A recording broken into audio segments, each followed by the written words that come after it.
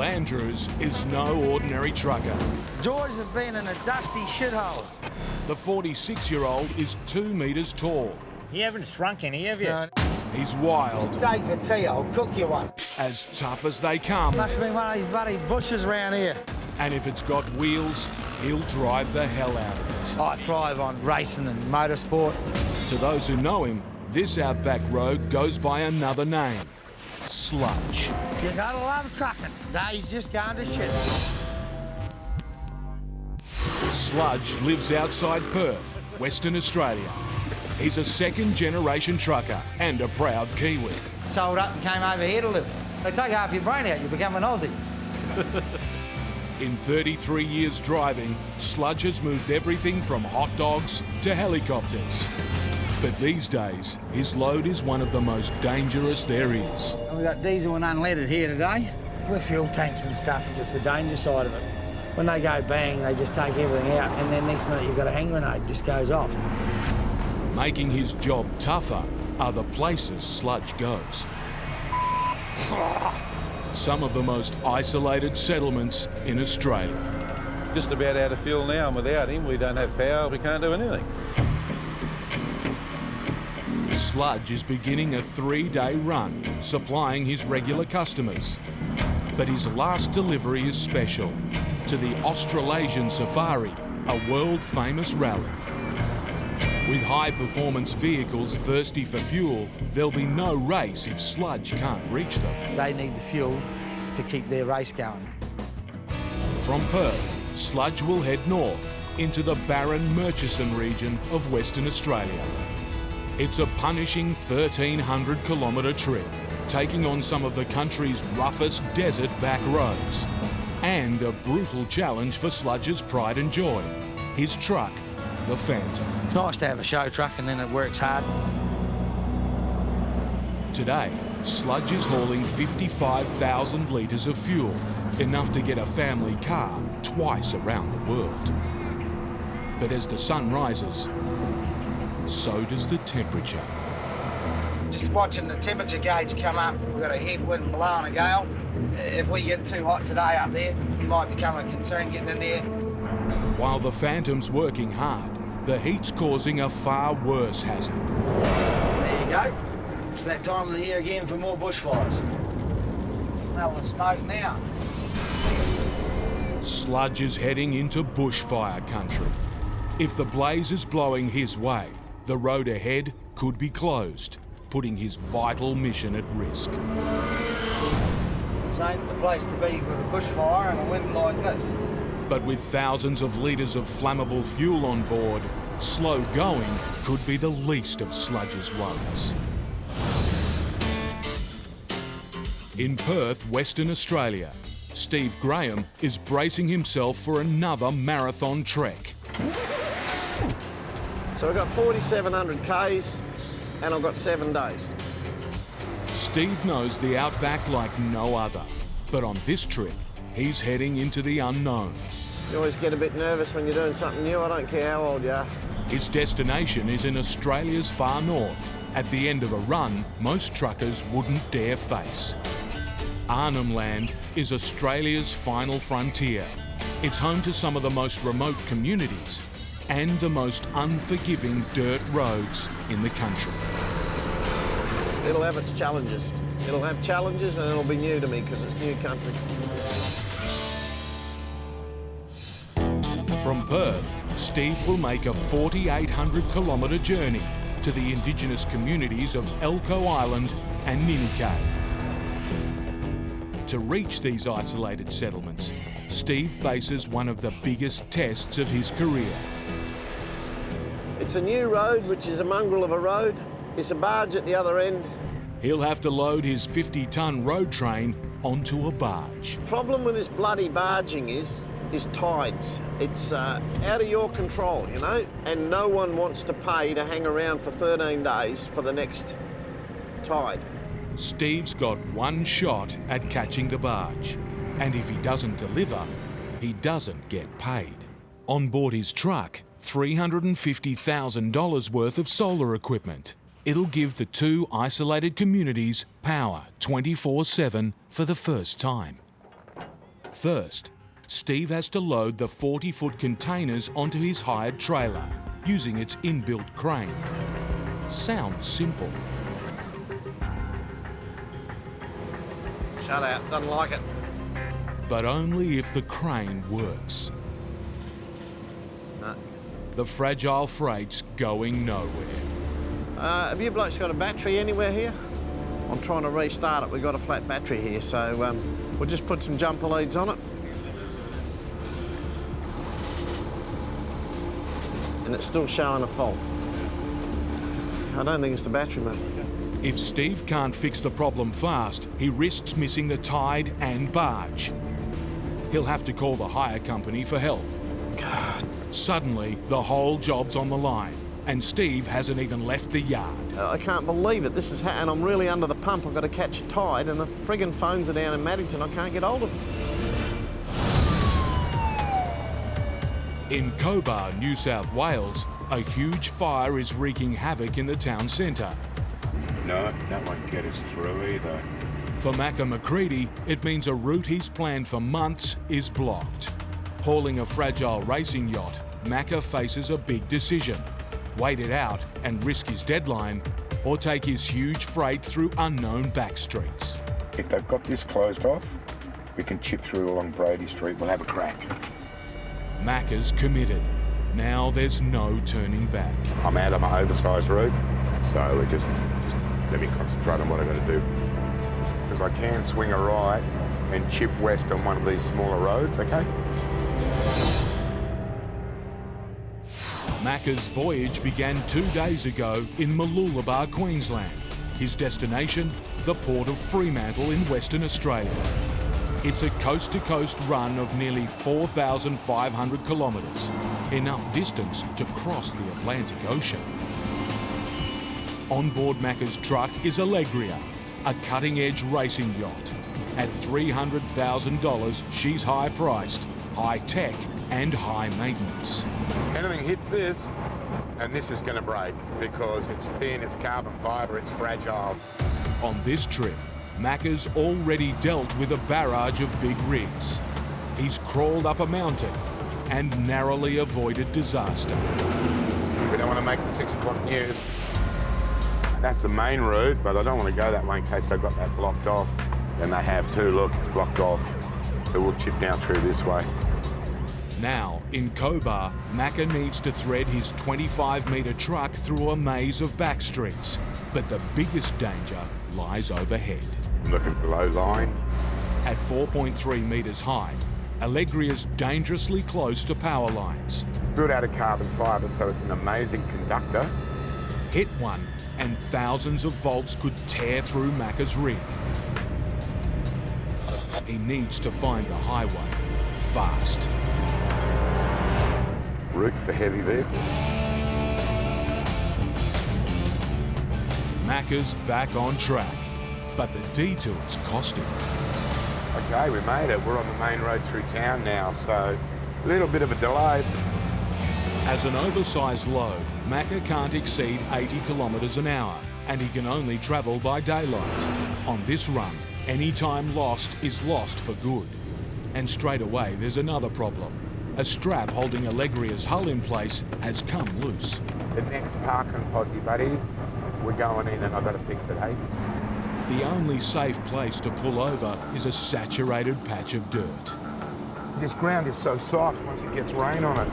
With nearly 3,000 kilometres to cover in 3 days, Macca needs to get moving quickly. And we'll fix that strap.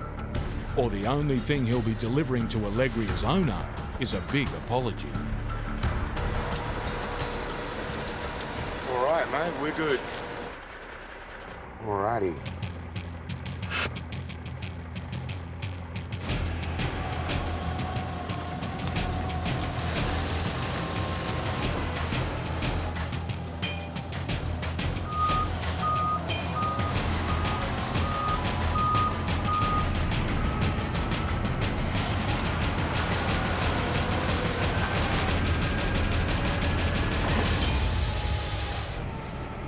It's dark. This ain't the place to be with a bushfire and a wind like this. 500 kilometres north of Perth, tanker driver Sludge could be heading into trouble. A bushfire is raging, not far from his fully loaded fuel truck. He needs to put in an urgent call to the state fire services. Paul from Oil Tech. Yeah, we're on scene at the moment, mate. It's in the catchment area near the town site, and we're just working our way around it at the moment, over. Oh, Roger, so it's not coming across the town? The wind is actually taking it away from town, over. Roger, thanks for that. Good news, it's not going the way we're going, so it's going the opposite way. Having dodged one drama, Sludge needs to keep pushing, or a world-famous rally will grind to a halt. But before he reaches the race, he needs to supply his regular customers. His first fuel drop is at a remote cattle station. Out here, Sludge is a vital lifeline. 4,000 a diesel, wasn't it? Yeah, it was, quite a bit today, yep. And he's got plenty of fans. You do have to admire an individual's passion and keenness to really make what they do stand out. And if that isn't an example of that, I'll eat my hat. All right. This is the best part of the day. Covered in shit every time you roll the hose up. That's one down and about 8 or 10 to go. En route to his second drop, there's no shortage of company. We've got the local cattle out here. They do too much damage when you hit them. They weigh serious stuff. Come on, to the road. Hang on to the horses. An adult cow can weigh 750 kilos, half the weight of a car. Hit one and Sludge could cripple his truck. Suddenly, out of nowhere, Hey, Jesus! This is starting to get painful. a temperamental crane trailer is taxing Steve Graham's time and patience. We've found a blown fuse in here, so if it's a bloody blown fuse, I'll be annoyed. He should have been on the road hours ago, and a life-changing mission for 2 remote communities is at stake. Something as tiny as a little 20-cent, 20-amp fuse could maybe be holding up 4,500 kilometres, catch a barge, all of that, the millions of dollars associated with this whole bloody job. Let's try a fuse, mate. The whole trip rests on a simple replacement fuse. That's a relief. At last, the precious solar equipment can be loaded.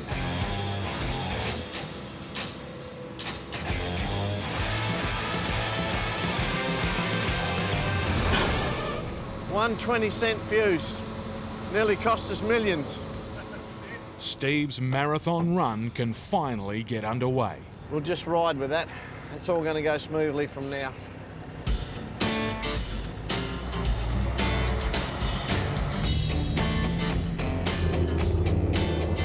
Ahead are 2,000 kilometres of bitumen through the vast Western Australian desert.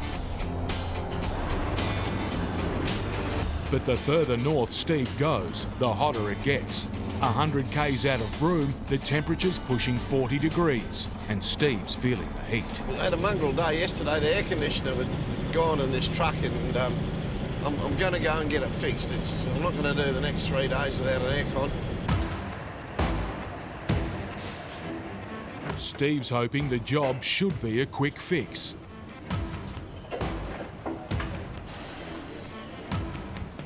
But there's bad news from the mechanic. After replacing the compressor, there was still a leak in this unit. So now the boys are welding it up. It's always nerve-wracking, and time is just running away from them. Steve's got one chance to make a barge that's still 2,500 kilometres away. This is time he can't spare. Macca McCready is dug in deep. Good start. With nearly 3,000 kilometres to cover in 3 days, every minute lost puts him further behind schedule. To get out of the mud, he'll need help. But beggars can't be choosers. See that 4-wheel drive up there? We're gonna have to ask those guys if we can hook a chain on and just give us a bit of a hand to get moving. It's down to a 2-ton car to haul 25 tons of truck out of the bog. If it can't, Macca will need a heavyweight tow truck, costing him more time and money. Righto, mate, just ease it forward, nice and steady. That's it, buddy.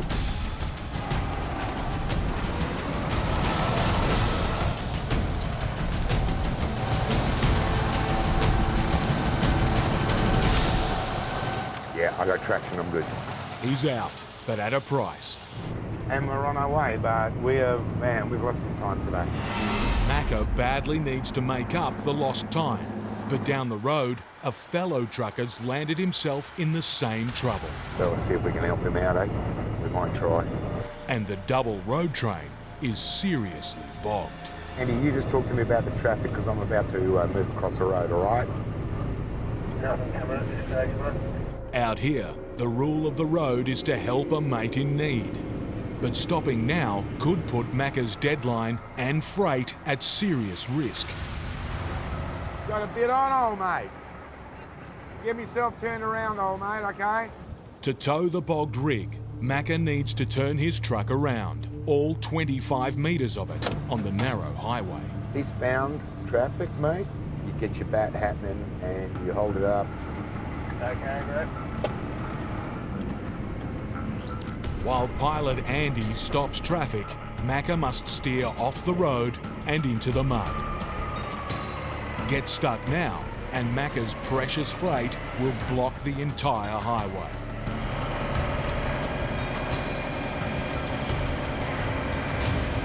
While he's made the turn, Macca's spotted another problem. And we're just going to make sure as we pull him, his trailer's don't fall over. The bogged road train is listing badly. At over 80 tonnes, it'll put a huge strain on Macca's rig. A single chain will take the full weight. If it breaks, the recoil could rip a gaping hole in Allegria's fragile hull. If it goes off, it'll go off like a cannon. In 30 years, Macca's never damaged a boat. Now he's risking everything to help a mate.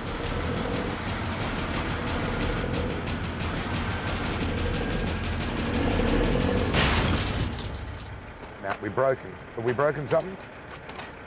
Hang on the horses. In cattle country, sludge must avoid disaster. Hey! Thankfully, it's a near miss. Bloody cows, just one came running out, there was a couple of young ones. So thank God we're backed off, and then next minute Mum comes running out onto the road, starts chasing in front of us. Tried to make mincemeat of it. But only just. But we got away with it, thank Christ. A bit close for comfort, but we made it so far tonight. Finally, it's the end of a long, hard day. But slow going on the dirt has cost Sludge. We're probably about 2 hours behind time, but hopefully we'll get up early in the morning and we'll have a good clean run. With a bit of luck, they've done a bit of grading and we should get in by the skin of our teeth, I hope.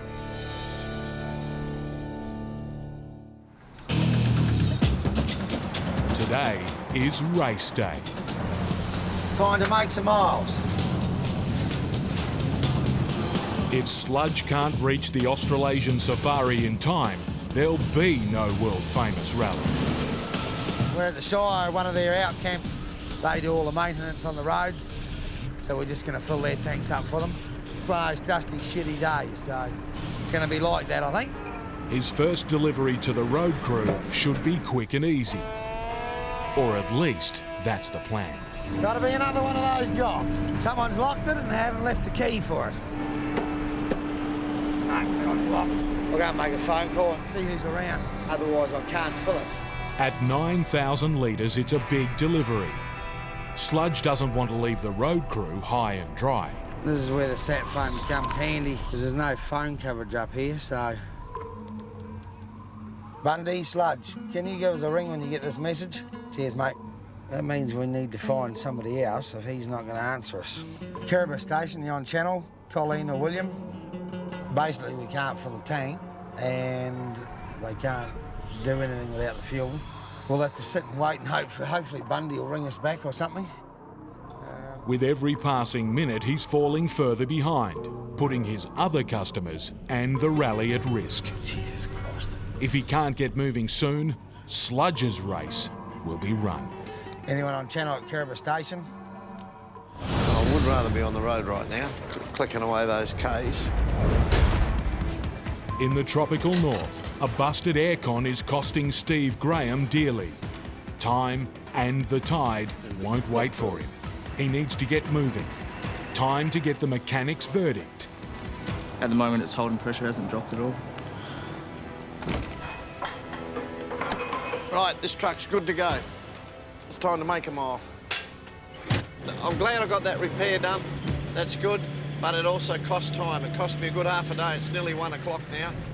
While he's back on the road, Steve knows any more delays could break him. I can't ring up and say I'm going to be half a day late because there's a tide. And soon he'll hit the dirt, where his speed will drop to keep his fragile load safe. This remote wilderness is Arnhem Land. Out here, the roads are as tough as they come. Steve's beaten most of Australia's roughest runs, but he's never dared take on the road ahead. Today's the day I want to break the back of that run out the Arnhem Highway. I want to get most of this job done. Now he's about to head into the unknown with hired gear he doesn't trust. That engine under there does worry me. To me, that's a very exposed little engine. I hope there's not very many rocks on this road. If they start flicking up, I'll be keeping an eye on that. That's critical. I can't get these containers off without that. If he damages the trailer's engine, Steve could be stuck in the middle of nowhere with freight he can't unload. My worries now is how good or bad that road is. There's the dirt. We've hit the dirt. As he leaves the bitumen behind, Steve's on high alert. This next 400 kilometres, I'll be looking at new country. But soon, he's met by a familiar foe. Welcome to my old mates, the corrugations. The corrugations are giving the truck a beating. They're doing damage to your trailers, your running gear. They're doing damage to your freight. If this keeps up, I'll have to poke along even more slowly, like walking pace. Steve knows the barge won't wait. If he goes too slow, he could miss it. Too fast, and he could damage his precious freight. And ahead is another hazard. We're at the Goyder River. Just about to get the Goyder River crossing done. To get through the river, Steve will risk more than just his truck. But first, he needs to check the load. Under the hire trailer, Steve's worst fears are confirmed. Now, I've got a serious problem here. The crane's engine has taken a huge hit. The spare tyre carrier's fallen to bits. It's dropped back. The tyre's obviously bounced up. It smashed the return line to the hydraulics and it's busted off the air intake under here. With the crane's hydraulics smashed, Steve has no way to unload his vital freight. The damage bill could cost thousands. But worse still, the barge is over 400 kilometres away.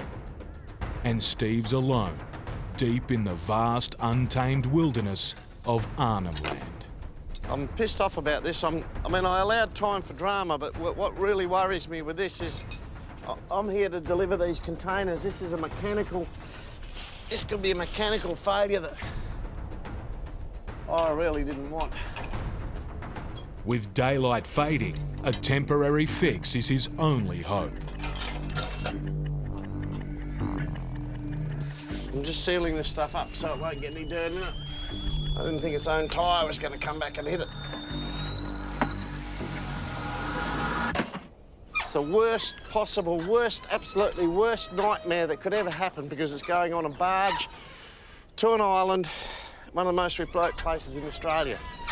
By the time Steve's made repairs, it's night. Now he'll face the river, driving near blind. I don't know if there's saltwater crocs in this river or not. There probably is. I'll take it for granted that there are. If he loses traction, he could grind to a halt, with no choice but to enter dangerous waters. Macca's rescue effort has backfired. Luckily, the broken chain has missed Allegria's fragile hull. Never a dull moment.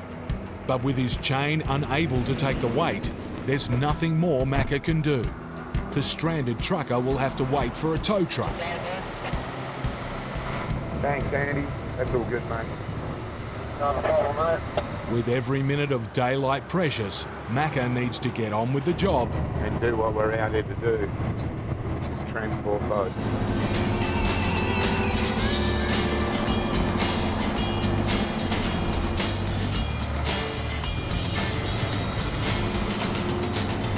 After a hard day, Macca's still behind schedule, but for now, he must pull up for the night. Tomorrow's a chance to make up time on the dead flat, dead straight Nullarbor Plain. Just after dawn, Macca rolls out. Hey, good to go, mate. With his destination still 1,800 kilometres away, it's vital today's a clear run. But out of nowhere comes a dense bank of fog. Fog is a potential stopper. Suddenly, Macca is struggling to see the road hazards that lie ahead, and his 25-tonne truck needs hundreds of metres to stop. Now I'm backing it off. I'm just losing a little bit too much visibility for this speed. If the fog gets any worse, Macca will have no choice but to pull up, costing even more time and money. If I stop the truck, it ain't moving, it ain't making a dollar, it's just costing. He's slipping behind schedule yet again. If it gets much thicker than this, yeah, I'll probably have to pull up. At a road construction camp, Sludge's fuel run has run out of gas. Get here and everything's meant to be unlocked and nothing's unlocked. All he has to help is a temperamental satellite phone. Anna, it's Paul from Oil Tech. How are you? Sludge from Oil Tech. Lost the satellite. Can't get anyone to come and unlock this thing. We're just going to have to go because we've got to get down there for the race. Finally, he's managed to reach the camp owners. I'll fill the maintenance crew one and then head down. It's good news. There's an open tank nearby. It's in a shit of a place, but we'll try and get in there. Pain in the ass is what I would call this. Anyhow, you got to deal with it every day.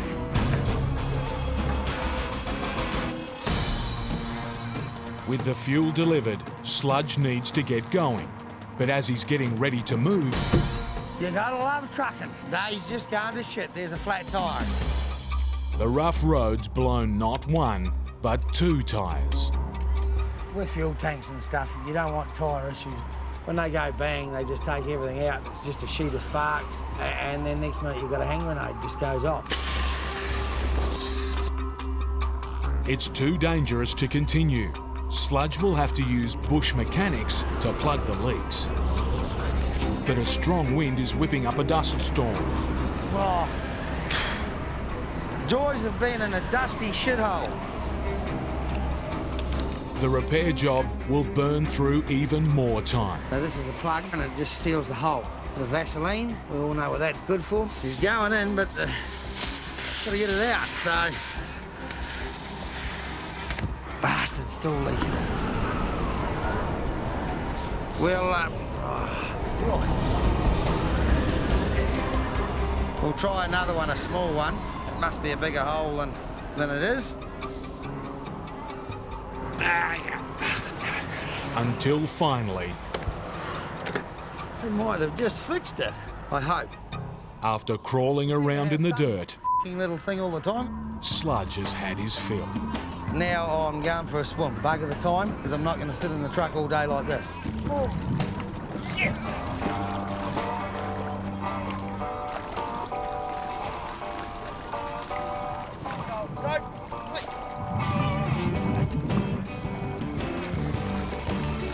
Push back, nice and easy.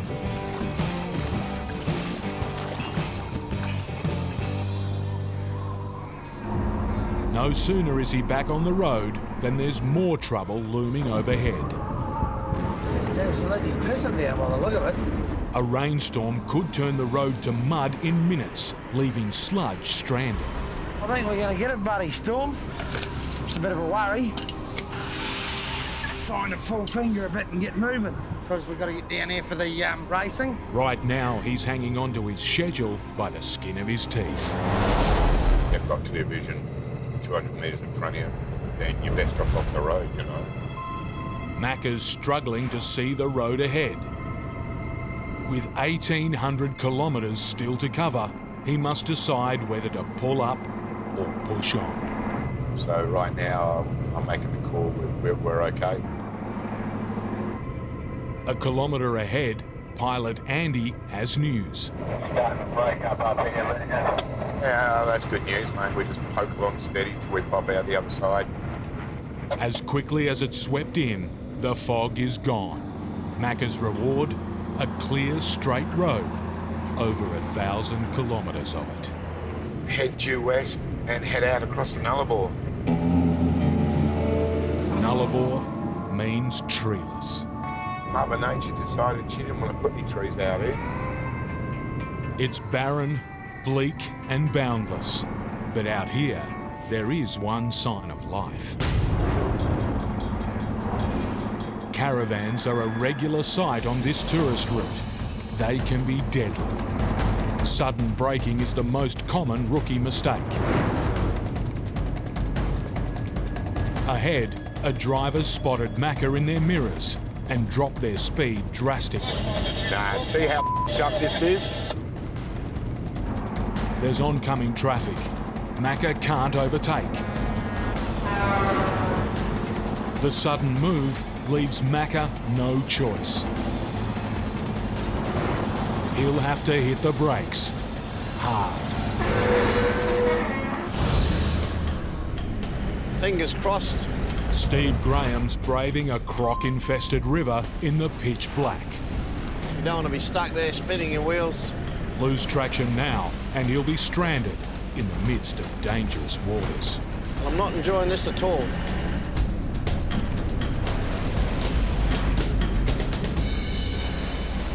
He's through, and one step closer to getting help for his damaged trailer. At camp tonight, and I'll get up very early and I'll start idling in.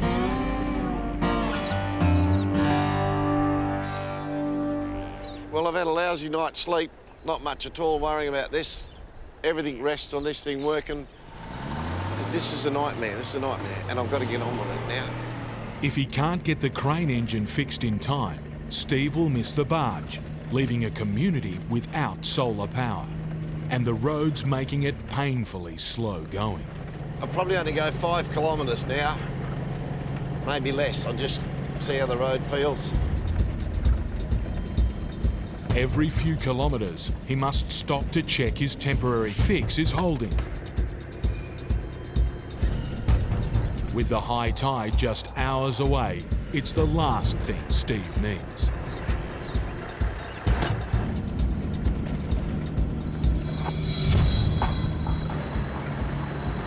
But ahead, there's a glimmer of hope. Well, I'm hit some bitumen, so I reckon I'm about 20 or 30k out of town. Find somewhere to set myself up and start fixing this bloody engine. Now, the whole job hangs on whether Steve can find a mechanic. Out here, it won't be easy. But at last, Steve's caught a break. I've got onto a fella, a mechanic by the name of Brad. He's going to come and have a look at this. If he's to make the barge, the repair needs to be done here and now. Now, what's happened is this tyre rack's gone here. The engine mounts are gone, and the hydraulic lines have been ripped out. But the biggest casualty is the air filter. That's Yep. It's a complex repair job, but with no time, Brad must improvise, giving it all in punishing heat. It's lost maybe 80 litres of hydraulic fluid, so we'll pump the hydraulic fluid in it. This is the last drum of Brad's oil. This is the last drum of oil in town.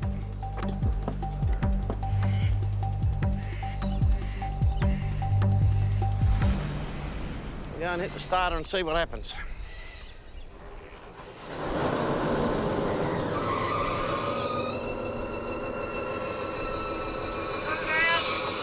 The engine's running, but it's far from fixed. It's like the alternator sees, Steve. Oh yeah, might have got full of dust and shit, mate. It's jammed. Steve's hopes of making the barge are fading fast. Wow, she's pretty wild out here. Sludge is racing the clock and a huge storm front.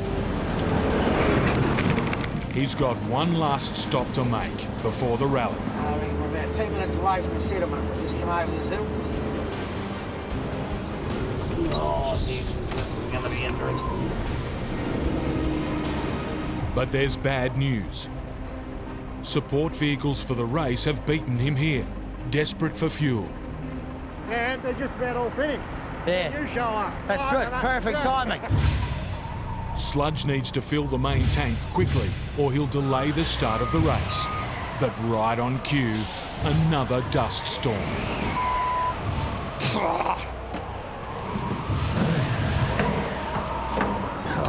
I'm over this dust. So much dust. Shit. It just makes everything twice as hard. All the dust and the seals and everything. He's done. Now there's just the rally delivery to go. Sludge should be there already, but with the race on the line, there's another problem. Finding them. I reckon that was a race out to my left. I reckon it was more that than a dust storm out there, so The rally's base camp is well off the map. we need to start racing too, otherwise we're going to be bloody late. If that's them. And spotting them in the dust is a nightmare. Then, in the distance, a sign. Oh, it's one of the rally vehicles. Followed by another. He's close. The whole job hangs on the next few minutes.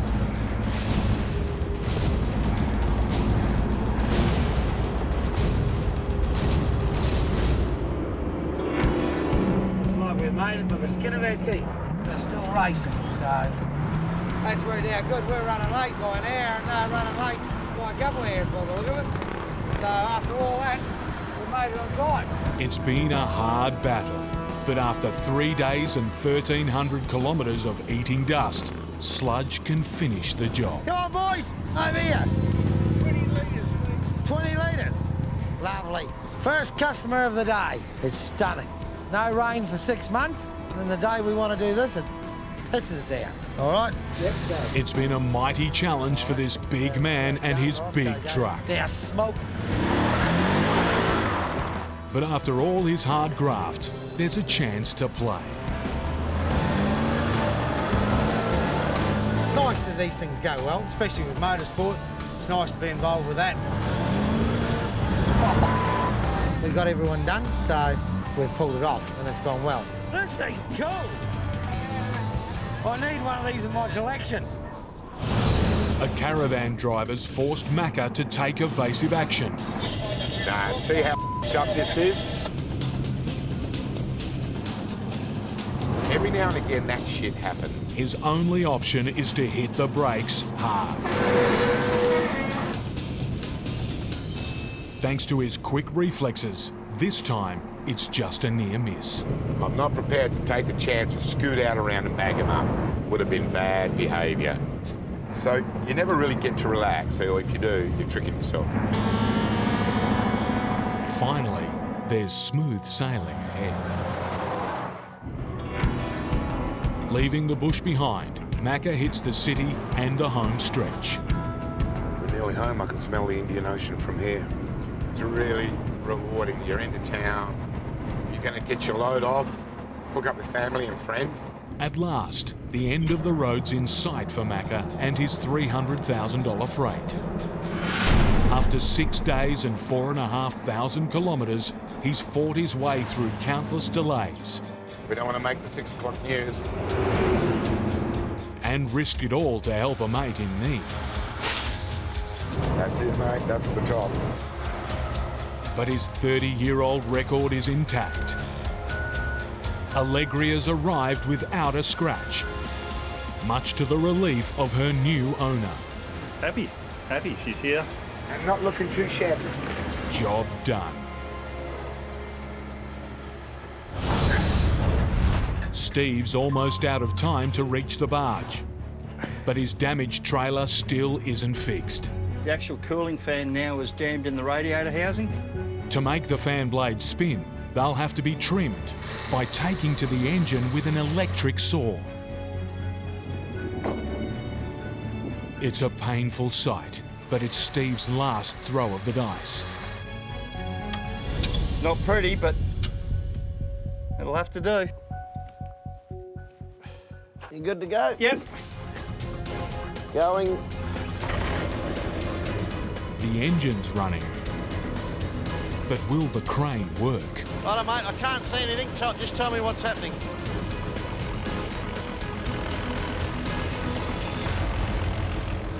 Yep, we're good. Good result. We seem to be back together and, yeah, away we go. That's a relief. That's an absolute relief.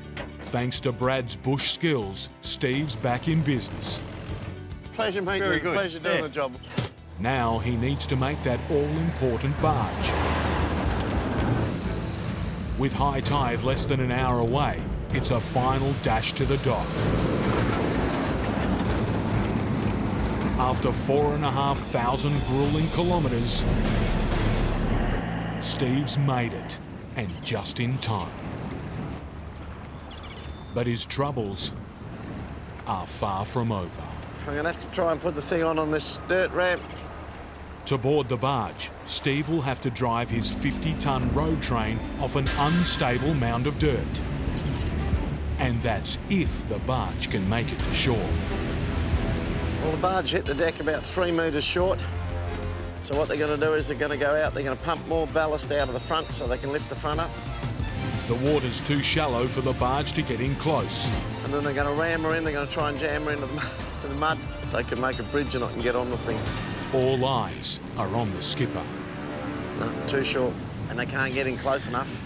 And we've only got about half an hour before our absolute high tide. So they've got half an hour to get it in. They're pumping like mad. You can see all that water pouring out the side of the boat.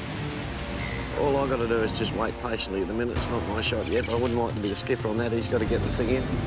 If the barge can't reach Steve in the next few minutes, his epic journey will come to an end. Right here, right now. It's high tide at a makeshift dock on the tip of one of Australia's great wild frontiers. If Steve Grahame can't load his truck onto a barge in the next few minutes, one of his greatest journeys will go no further. Well, the barge hit the deck about 3 metres short. So what they're going to do is they're going to go out, they're going to pump more ballast out of the front so that they can make a bridge and I can get on the thing. The legendary Outback trucker is midway through an epic run, delivering a life-changing load to two of the most isolated communities in Australia. But faced with shallow waters, the barge skipper is struggling to make land. And we've only got about half an hour before our absolute high tide. If he can't reach Steve now, he'll have to leave him high and dry. Honestly, people are grinding teeth. Steve's journey began 7 days ago in Perth, Western Australia. His destination, the remote Indigenous communities of Elcho Island and Ninikay, located in the outback wilderness of Arnhem Land. This vast expanse is 5 times the size of Israel and home to some of the country's toughest terrain. So far on this run, Steve's battled his way through near 5,000 kilometres worth of dirt, damage and dramas. Absolutely worst nightmare that could ever happen. On board his truck, 30 tonnes of fragile solar power equipment. It's worth $350,000, but to its new owners, it's priceless. Steve's freight will bring electricity 24/7 for the first time in their history. The first community is 130 kilometres offshore, on the remote tropical wilderness of Elcho Island. Here he comes, he's going to punch her in now again. The barge is Steve's only way to reach it. If he can't load up now, he'll have to wait days for the next tide, costing him thousands of dollars in delays. And she does look a lot lighter on the front, by gee. They've pumped out a fair bit of water. There's time for one last all-or-nothing charge.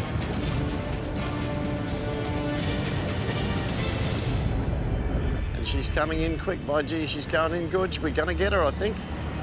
Amazing. Right, I've got to start thinking about getting serious about my job. While the barge has made land, now the tide's turning. It must leave quickly or run aground. Steve will only get one shot at driving on board. To hold the barge in place, the skipper pushes his engines to full power. The smallest error from him or Steve could land his truck in deep water.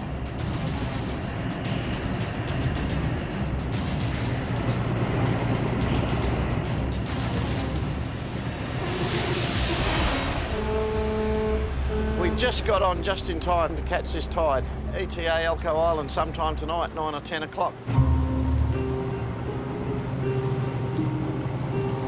By nightfall, Steve's close.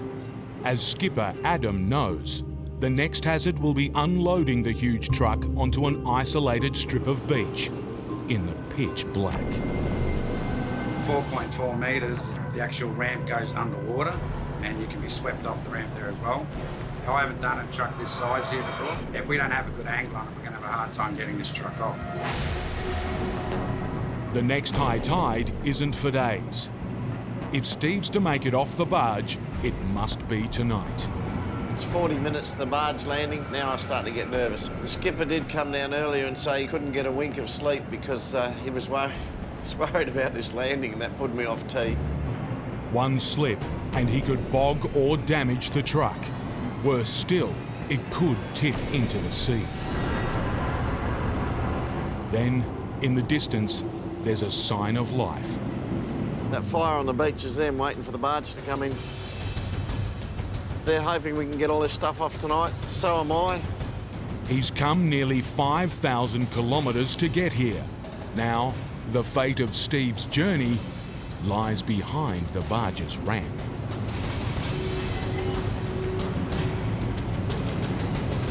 Ah, too much angle.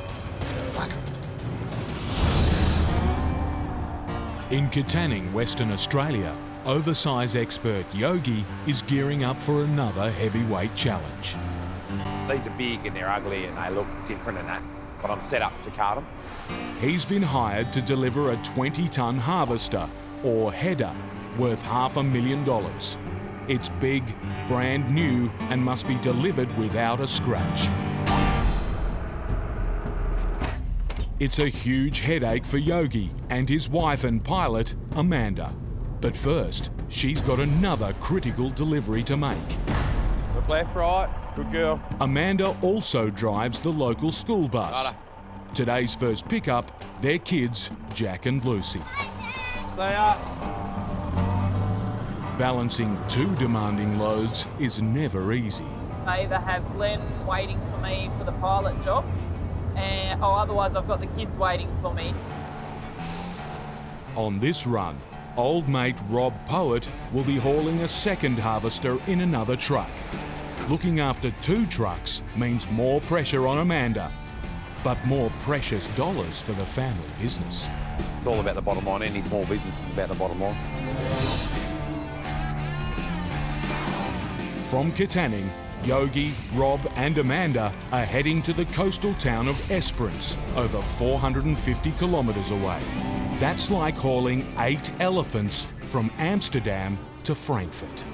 What are we loading, that one? I think so, I'll just find out. Right, I'll set it up 3.7. He's about where we need to be. Yogi's first task is getting the massive 5.2 metre wide load onto his trailer. One tiny mistake could seriously damage Yogi's freight and his reputation.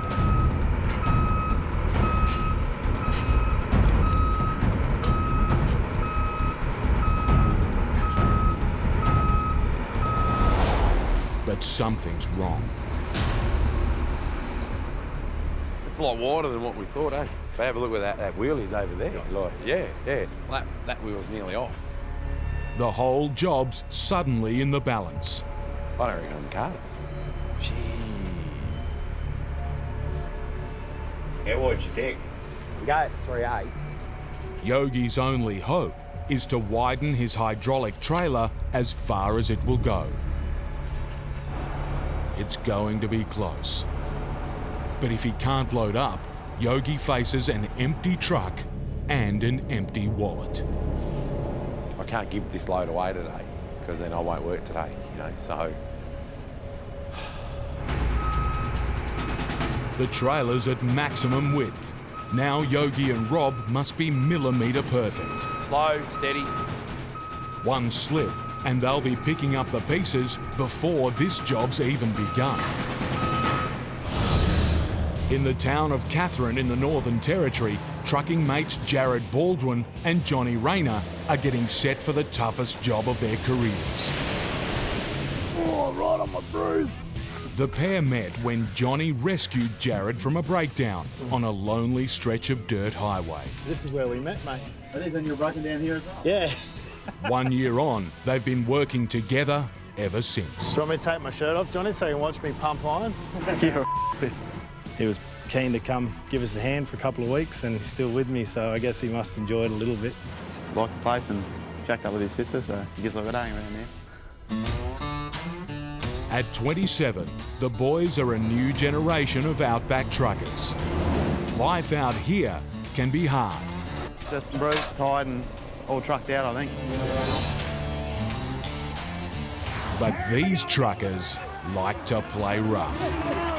I dabble in the rodeo side of things a little bit, do some clowning. Mr. Jack Baldwin laying his life on the line. Put your hands together right now for him. From Katherine, the boys are heading deep into Arnhem Land, to the tiny community of Marparu, one of the most remote Indigenous settlements in Australia. To reach it, they face 700 kilometres of bone-rattling back roads, deep river crossings and treacherous dirt. And if the road doesn't get you, the locals just might. The last 60 k's is probably going to be the biggest challenge. You don't want to sink down into the road. Try not to get stuck in any of the creek crossings. Making things even tougher is the boys' freight. We've got a basketball court to build up at a community called Marparu. It's quite an isolated area. On that truck there, we've got 70 tonne of cement, and we've just got the backhoe there, which will be doing all the pad and the excavations. The 7-day mission is a massive challenge. The biggest Jared and Johnny have ever taken on. Try not to lose our wing mirrors and trailers and toolboxes and stuff. And if we get stuck, we'll bloody try our best to get out of it, I guess. If they fail, it could take years to rebuild their reputations. It's a 4 a.m. start to a bruising mission, but Jared's already taken damage. A bit stiff and bruised this morning. One of the last bulls out last night gave me a little bit of a tickle up on my old arse cheek, so it's a bit tender today. So the corrugations will get pretty rough, so we'll see how the rear end holds up. With the start of the dirt road comes days of punishing corrugations. It's torture for the trucks and truckers. It's a bit rough. Having a bruised rear end's not helping. The very dark black bruise, Johnny said when he checked it for me. The bruise is swelling up. Nice and tender. Ahead lies Jared and Johnny's first serious test. 2 river crossings. So we're about 5k from the Goyder River. We're going to give it a crack going through the first little offshoot. Both crossings are deep, with steep, slippery banks on either side. Get stuck here and help is hundreds of kilometres away. Jared wants to be sure the trucks are ready. So we're just going to top up the tanks. The little bit of fuel that's left in the tanks, if we don't top them up, we'll run to the back. And the last thing we want to do is stall up the side of the river. It's not a good spot to be in. With the fuel topped up, Jared's first to cross. On our way, mate. Hauling 70 tonnes of freight, he'll have to bury the gas pedal to make it up the steep riverbank.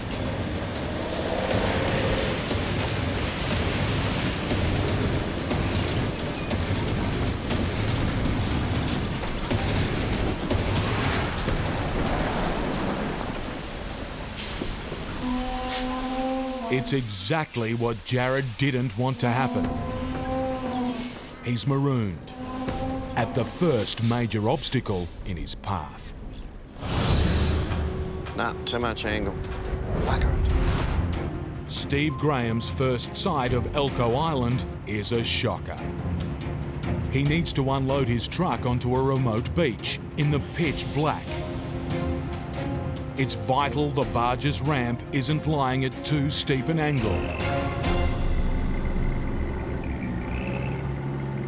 Slowly, the ramp lowers. Oh, not bad, not bad. Not bad. I think we'll get her there, mate.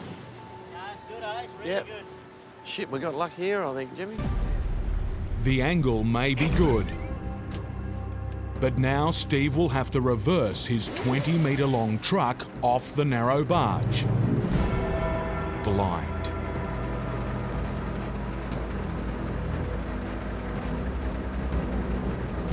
If he clips the ramp, he could damage a $100,000 crane trailer he's hired just for this job. Every inch could bring disaster. How am I looking on that engine, mate? Until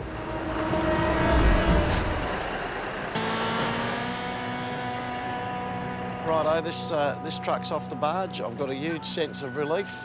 Tomorrow morning I'll unload this, and tomorrow's another day, so we'll sort it out then.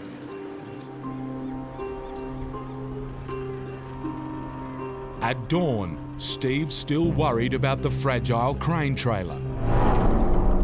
Just 2 days ago, the engine that powers it took heavy damage on a brutal stretch of dirt highway. If it won't fire up at the end of his journey, Steve will have no way of unloading his vital freight. I've got about 60 kilometres to go to delivery, and they told me it's a really badly corrugated road. I cannot relax till I get in there and have that thing in one piece to lift this off. I just cannot relax. It's as simple as that. All Steve can do is push on, down the only main road on the island. And by the roadside, there's grim warnings. This tiny jungle track is a truck killer. I'm going to drive very, very slowly if it takes me all day to deliver my freight. And this is how the day will go. I will just idle along. At least the scenery's pretty. Faced with deep corrugations, Steve's reduced to a crawl to protect his rig. I've only come 12.5 kilometres. It could be anything to deal with yet. The next 40k. My mind's constantly worried about that bloody engine hanging under that trailer. That's what I'm thinking about. It's painfully slow going, but there's worse to come. This is soft, gutless sand through here. A little bit scary, this stuff. If Steve loses traction now, his truck will sink in deep, while the struggle could rip the guts out of his fragile crane trailer. That's what will break this thing in half.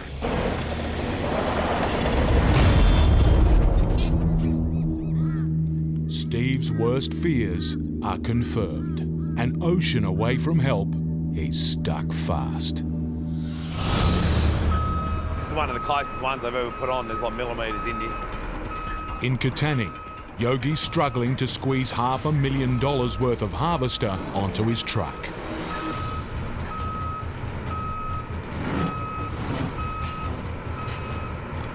One lapse in concentration from Yogi or Rob, and the delicate operation could end in disaster.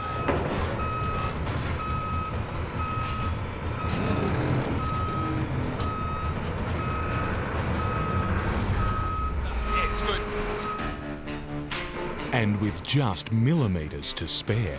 Ooh, that was waking you up early in the morning, wasn't it? Man, they're getting bigger though. That's the biggest I've seen. At last, Yogi's convoy can roll out Righty-ho, let's get into it. on the 450-kilometre run to Esperance.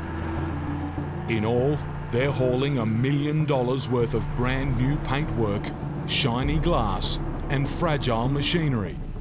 Damage them and Yogi's hard-earned reputation could be a write-off. I'm watching this load like a hawk because that's probably the widest header tyres I've seen, you know, in the 7 years I've been carting headers. I'm basically sitting in the middle of the road here. So Amanda's job today is quite full on. On narrow country roads, Amanda's biggest concern is oncoming traffic. If you pass that little one, yes, all good. Thank you. To give as much warning as possible, she needs to sit well in front of the trucks. Might just push you out just a little bit more, eh? Thank you. And to make things tougher, today there's no shortage of company. It's quite hectic and quite a little bit scary in some respects, you know. You got a heap of wide stuff coming towards you and a heap of not wide stuff, and the worst possible result happened. But in farming country, there's one hazard that poses the biggest threat of all. A lot of loaded road trains full of stock, so you got to give them right away. Livestock trucks carry one of the most volatile, time-critical loads there is. Ahead, Amanda's spotted a giant. It's heading Yogi's way. Got one at 4.2 there, Richmond. He needs to pull over and make way for the bigger rig. But on the narrow track, I'll get off here as much as I can, but... he's just metres from trouble. If Yogi can't get over far enough, the passing road train could shower his precious load with rocks. But we're right over that edge there. But if he puts a wheel in the wrong place now, he risks losing his freight and his truck. Jared Baldwin is bogged in Arnhem Land on the first day of a massive construction run. Johnny, we're going to have to stiff bar it through, mate. He needs help from trucking mate Johnny Rayner to push his 70-ton rig up a riverbank. Copy, Jared. Yeah, mate. But things are about to go from bad to worse. You'll never guess what happened. I've just run out of fuel. Because it was sitting over in that gutter. It's drained all the fuel out. Yeah, she's no gas. Just hang 5 there, I'll see what I can do here, and then I'll come back to you. Right, mate. Jared needs Johnny to get out of the river. If he can't get Johnny moving, they'll both be stranded. Just making sure there's diesel in the tank. It turns out there's plenty of diesel in Johnny's tanks. It's got fuel there. We'll just try to bleed it up. Right, give it a crack, mate. But still, his truck's dead with no reason why. So it's not firing, Roger. Being more of a construction sort of a bloke, engines are always my challenge, so not actually quite sure. With both rigs out of action, the boys need help. I know there's a job going on at the moment building the new bridge, so I might just give them a call and see if they might have a diesel mechanic there. But to top it all... Yeah, copy anyone at the Goiter job? Johnny's radio is out too. This one's playing up, so we'll go try on the other truck. How's that? 2 trucks go down in like a minute. Happy days. Good boy. Happy days. If Jared's to reach his truck, he'll have to haul another load across the river. Piggyback's more inviting than walking through there where the crocs will be. Get on, old boy. And in croc country, Johnny's got even bigger fears. Boots wet. These songs are shit. Hey, how you going, Jared? Yeah, good, mate. I've just come a little bit unstuck. Right, I'll see if I can get a fitter down to you, eh? Mate, that'll be bloody spot on. With Johnny out of commission, Jared will have to get himself up the riverbank by hauling his trailers one at a time. We just dropped one trailer in the river there because we couldn't tow two out, and we're just unhooking now to go back and get the other one and hook them back up and try and get out of there. Just tied and all trucked out, I think.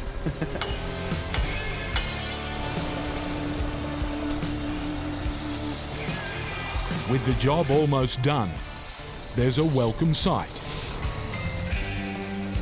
Our fitters just arrived to fix that truck, so see if we can work out what's wrong with it. It should be all good. If it isn't, then it's going to be a long couple of days in the body truck, shunting all this stuff back and forth, but that's what we need to do. That's the way it's going to happen.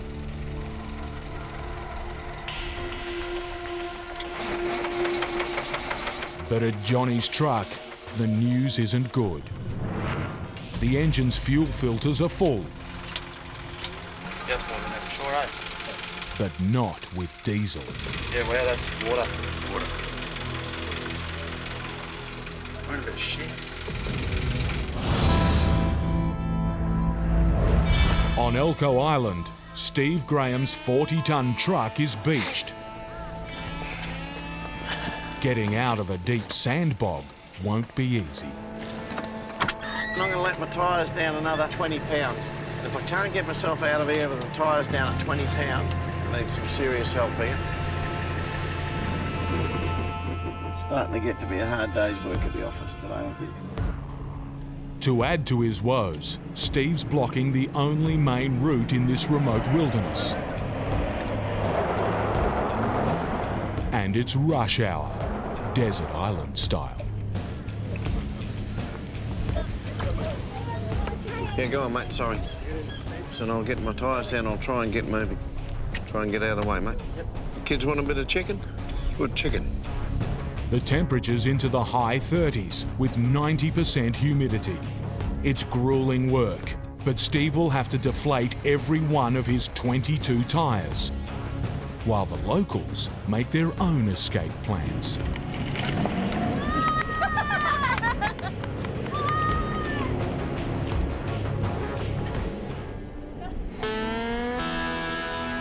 But Steve's not going anywhere soon. And behind him, a tropical traffic jam is starting to build up.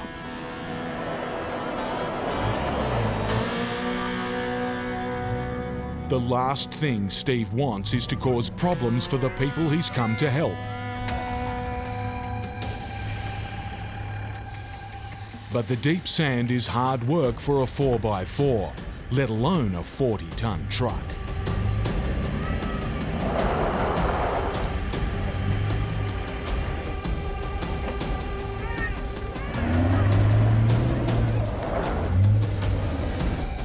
Finally, Steve's ready. The finish line is just 20 kilometres away. But this far from help, if he can't crawl out, it might as well be 20,000. There's a loaded stock here, like we just give him right away here. A road train is coming Yogi's way fast. Yeah, keep coming, bud. You keep coming. I'll get off here as much as I can. If he doesn't back off, Yogi's precious freight could be hit with a barrage of flying rocks. With no room to manoeuvre, it's going to be tight. I don't want to be any more further over than what I am there now.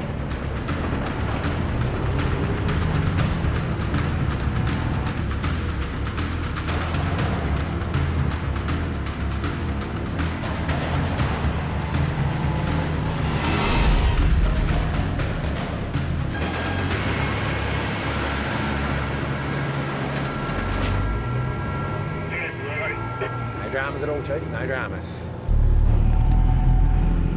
Despite the close shave, Yogi's goods are all good. But no sooner is he back up to speed than he hits a bad patch of road. It's one of the roughest bits down through this part of the section, you know. This section through is terrible, isn't it? Yeah, steady, steady. You can feel the whole lot just left, right, pushing you around. With the chains on the 20-ton load under extreme stress, Yogi needs to drive like he's on eggshells. Got to maintain a constant speed through here and a good throttle control. just to keep it nice and straight, you know. A nice little tree there. And at a towering 5 metres high, there's more danger overhead. Trees, trees, trees, and more trees. These are the brand new headers, and they're going to a dealership, so no damage. And my whole sole focus in life is no damage. With 300 kilometres to go, Yogi's pushing his luck and his reputation to the limit.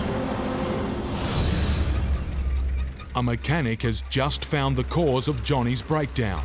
Still coming out water, eh? His fuel tanks are full of water. Yeah, well, it's not going to run on that. Yeah. I'm just thinking that the fuel we got from Catherine might have been a bit dodgy, so yeah, not good at all. That's a fairly big problem that's going to stuff us up now, I think. Tank's full of water.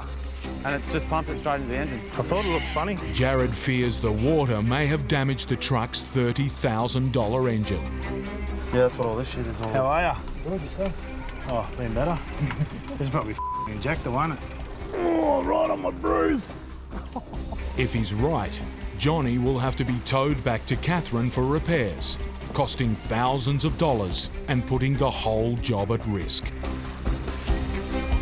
To drain that tank, so we're just going to drain this side and just make sure we get all the water out. That's the water. With the water drained out, the boys need to prime the engine with diesel. Is it blowing through or not really? No, it's not. By hand. Yeah. So we'll just have to pump it through. Yeah. That'll. Want to start now, eh? Yeah, you keen, Johnny? It's been a hell of a day, but boys will be boys. Say when, Johnny, and we'll tap out. Go. Oh, we missed. It's an easy motion for a bloke to do, this one. You had plenty of practice, wouldn't you? Just swapped over, Joe's having a pump now, my arm was getting a bit sore and should be right to go now, hopefully. Am I right to go, Johnny? Yeah. Yep.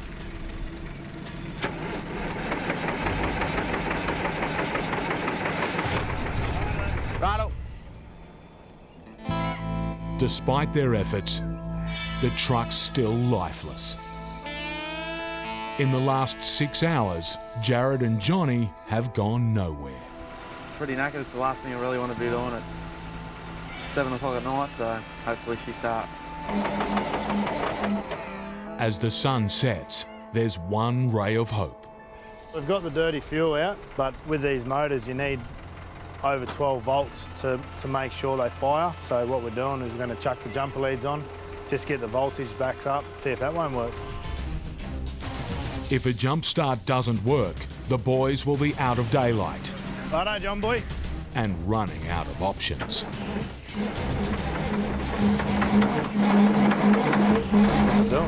Pull up.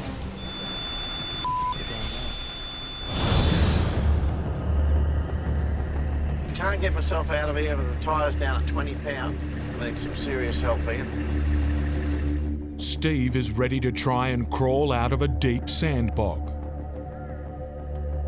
Lowering his tyre pressures should help him get traction on the soft surface. If he's wrong, he'll need help from the mainland, costing days and thousands of dollars in delays.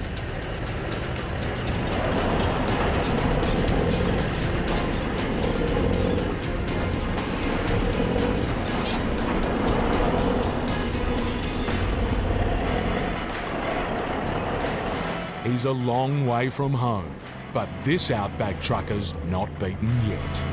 Dropping the tyres to 20 pound worked. It got me out of that bog hole back there.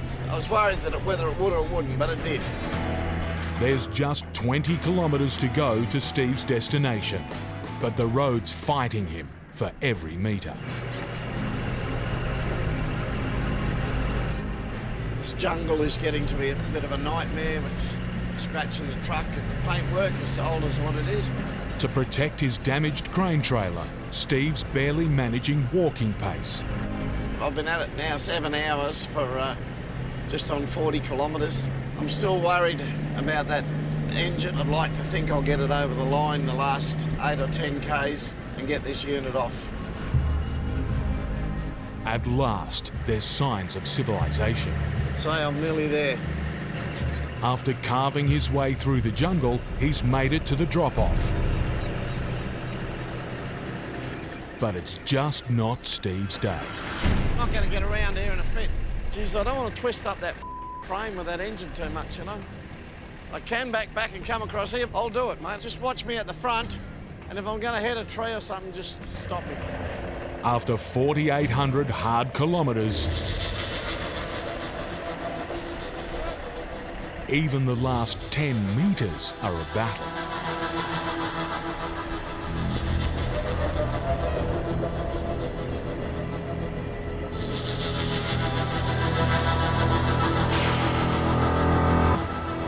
Finally, Steve's ready to unload the vital solar power equipment. And now comes the moment of truth. I'm going to give it the big test. Now the whole job rests on his patched-up crane trailer. Since almost being destroyed, it's been dragged across the sea and through a jungle. If it doesn't work now, Steve will have come all this way for nothing. Yogi and Rob have reached the end of a bruising country back road. The bad news? They've got company. Lots of it. Now we're on pretty much the South Coast Highway. It's a bit of a tourist route for caravans and stuff, so you're sort of wary of it and you watch out for them. Every time a car goes past, you're always looking in your mirrors. Have they gone off far enough? And you hope they don't flick rocks. On the main highway comes a higher speed limit. Now, every car is a threat to their precious load. They got off in the gravel a bit for us to give us room, but they didn't slow down. They went boring through, you know, doing their 110 and get pelted with rocks. And, you know, we appreciate them giving us a bit of room, but it'd be nice if they slowed down a bit too. Every passing is a drama.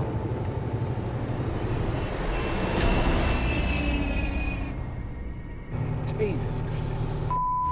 They're either fearless or they don't know what they're doing. On the busy road, the hazards keep coming. Up ahead lies an accident black spot, a narrow bridge. There's one bridge up here that Amanda's got to close. It's on a bend and we come onto a crooked. She has to stop the cars on that bridge. To get through it, Yogi and Rob must put their trucks and their lives in Amanda's hands. The bridge will be temporarily closed for 2 oversized vehicles heading south. She needs to position herself where she can be seen. With her car blocking the highway, Amanda's risking her own safety to protect Yogi and Rob. Pretty serious part of the job. It's a pretty dangerous part of the job. And the bottom line is simple. We won't fit on that bridge with a car. Been at it for about 2 hours now. It's starting to get a bit old. Just want to be going again. Despite every effort, Johnny's truck is refusing to start. Jared has one last idea he wants to try. We're just going to head back across this little creek and grab the other truck and bring it back. It's got a bit more oomph in the jumper leads than this little truck will have.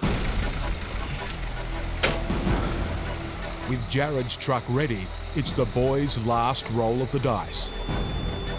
If they can't get Johnny going now, it could be the end for the whole job. Righto, Johnny, give it another go, mate.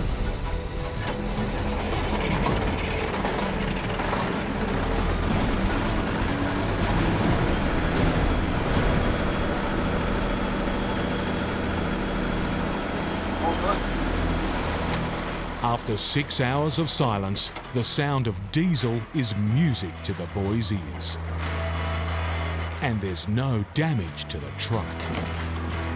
Yeah, a bit of relief. It's good to get it going, and it's running smoothly. It hasn't done an injector, so cheers, mate, for coming, eh? Much appreciated. No worries. Thanks to Glenn being here. It's probably about 8 hours quicker than if me and Johnny were still buggerising around.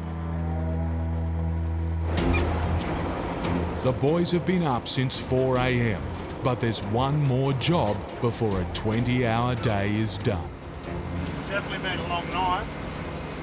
Yeah, we'll just camp up here and Johnny will start cooking dinner. While the camp's close, there's a catch. It's on the other side of the river, meaning the boys will have to cross it again, only now in the dead of night. Pilot on the bridge. Yogi's closing fast on a narrow bridge. At 5.2 metres wide, he's hogging almost the entire road. And ahead, the bridge is even tighter. While Amanda keeps the traffic at bay, the boys need to hold their line and pray no one decides to ignore her. They truck on the bridge. Just got a little one past me now. With zero margin for error, they're through.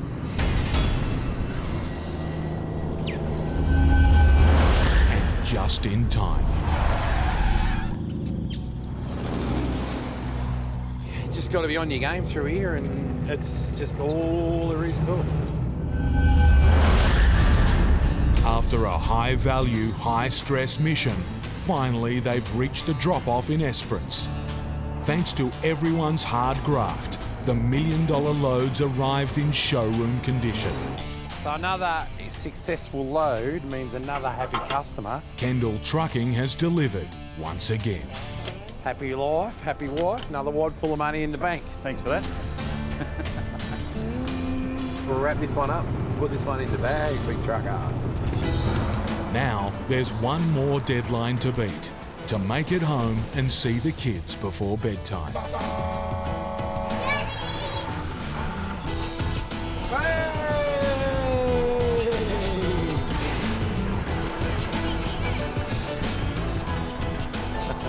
It's been a long day on the road, but Yogi's still got a few tricks up his sleeve.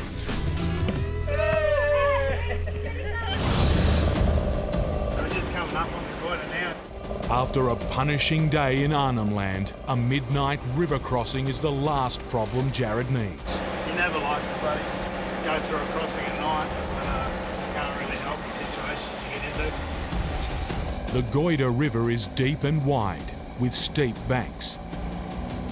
It's a dangerous crossing, even by daylight. Hit a hidden rock or sandbar, and Jared could end the day wedged in the middle of the river.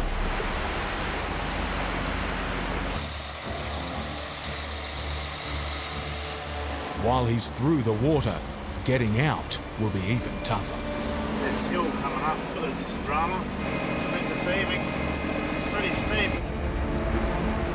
With 30 tonnes of concrete on board, every turn of the truck's wheels is a battle. All it feels like is just hooking in, and I don't want to give it too much power.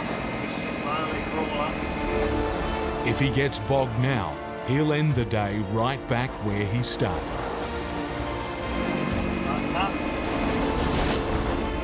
Got up. That's a big relief.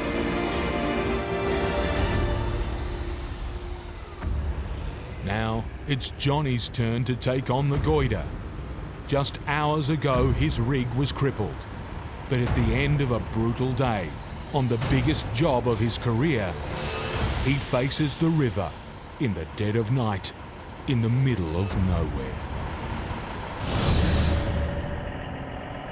Steve is about to find out if his epic mission to Elcho Island will end in success or failure. If his fragile crane trailer isn't working, he'll lose days and dollars waiting for help from the mainland. And now comes the moment of truth.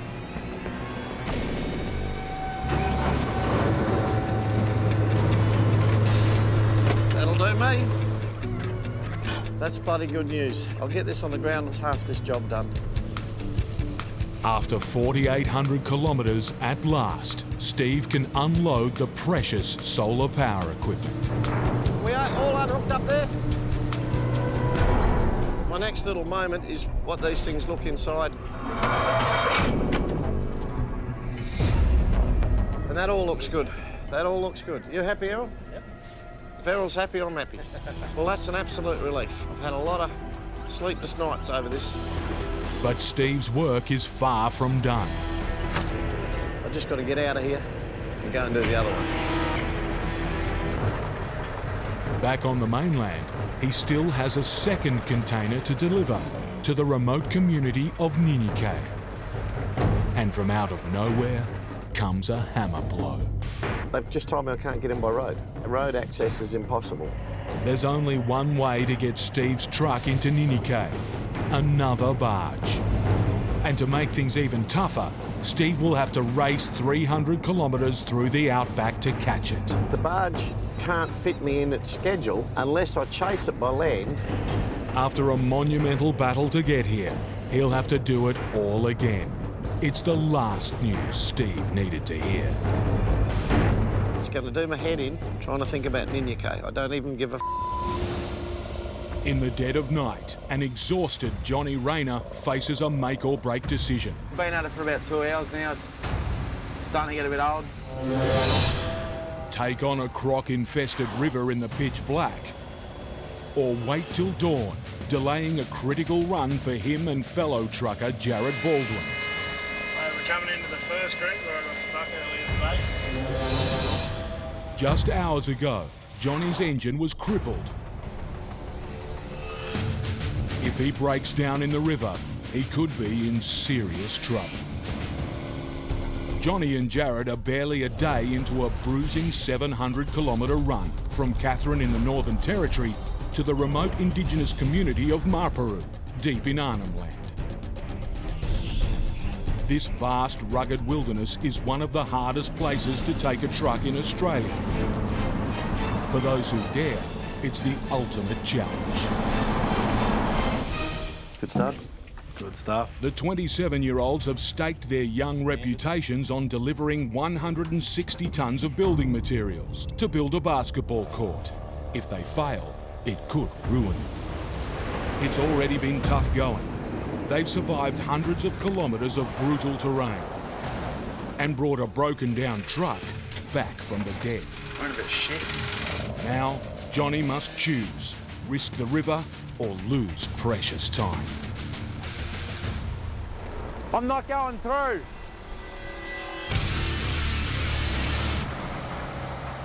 Dawn, and Jared's getting ready to help Johnny make the crossing.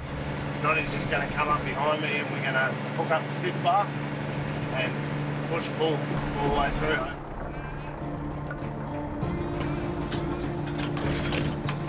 We're good. We're good to go. With both trucks connected, the huge rig is over 70 metres long. Yeah, all my weight should be on you now, mate.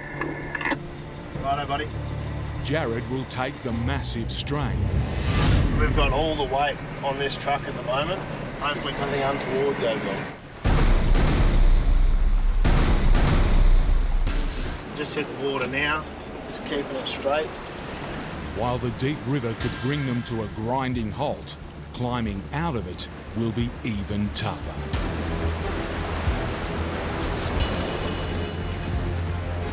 It's not really the water that's so much the drama. It's this hill coming up. All power's up the bank, and we're not going very well. On wheels, back. Same, mate. Yes, up. The bank's too steep, even for the 1,100 horsepower monster. 70 metres worth of trailers, only probably 10 metres from where it gets flat.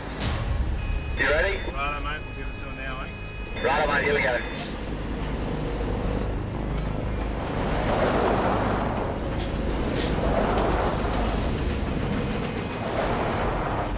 Try as they might, Johnny and Jared are going nowhere. In the last 18 hours, they've covered just 200 metres. If they can't get back on track, we're in holes now where we've dug. The biggest job of their careers and their reputations will lie in tatters.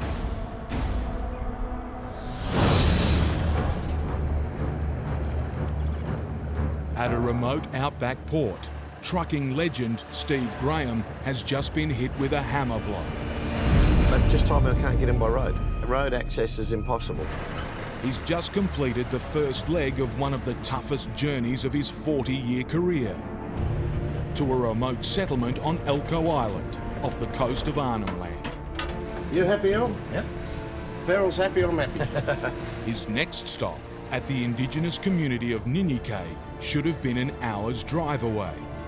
But with road access impossible, the only way to reach it is by barge. It's going to do my head in trying to think about Ninyike. To make matters worse, the barge is 250 kilometres away on rough outback highways. The barge can't fit me in its schedule unless I chase it by land. With one grueling trip behind him, Steve will have to do it all again. Barge is slipping in the mud. Barging's not fun. His mission began 6 days ago in Perth, Western Australia, covering a massive 4,800 kilometres to reach the communities of Elcho Island and Ninyike. He's hauling $350,000 worth of fragile solar power equipment. It's a life-changing load for two of Australia's most isolated settlements, bringing them electricity 24/7. On this job, Steve must deliver, no matter what. If he can't do it, he'll have to pay outside help to finish the job, a bill that could stretch to hundreds of thousands of dollars. So far, he's faced some of the roughest terrain and deadliest waters in the country, dealing with desert island tracks. I need some serious help here. And fighting to keep his truck from being torn apart. Everything rests on this thing working. Now, he faces another voyage into the unknown. It's not till that door opens and you really see the beach that you know what you're in for. To reach Ninyike, it's a 250-kilometre sprint through the outback, followed by a 60-kilometre trip out to sea. We've gone more than outback trucking now, we've gone outback bloody boating. The tiny community of barely 20 people is relying on Steve alone to get the job done. I'm delivering by myself. There's basically no one at this job.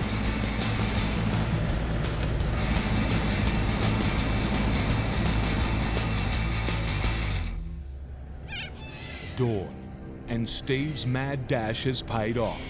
He's reached a makeshift dock on the banks of the Buckingham River. Next, he'll have to load his 30-ton truck onto the barge. It's a dangerous operation. We're loading on a mud bank on the side of a river. Plenty of crocodiles down there, so I've got to keep my eyes open. That's not a bad landing. While the landing looks good, there's a problem. We're a little bit worried that when I start to push this trailer up, it might push the barge back.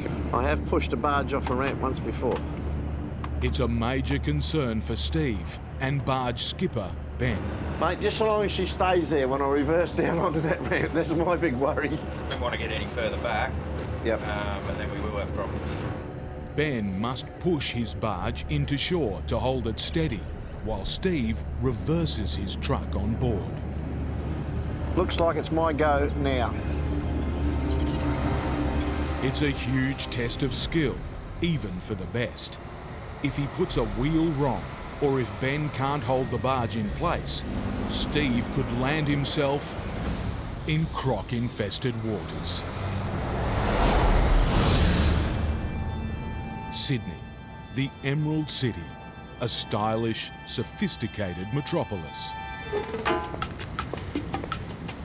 As home to some of Australia's greatest icons, it's a magnet for visitors from all over the world,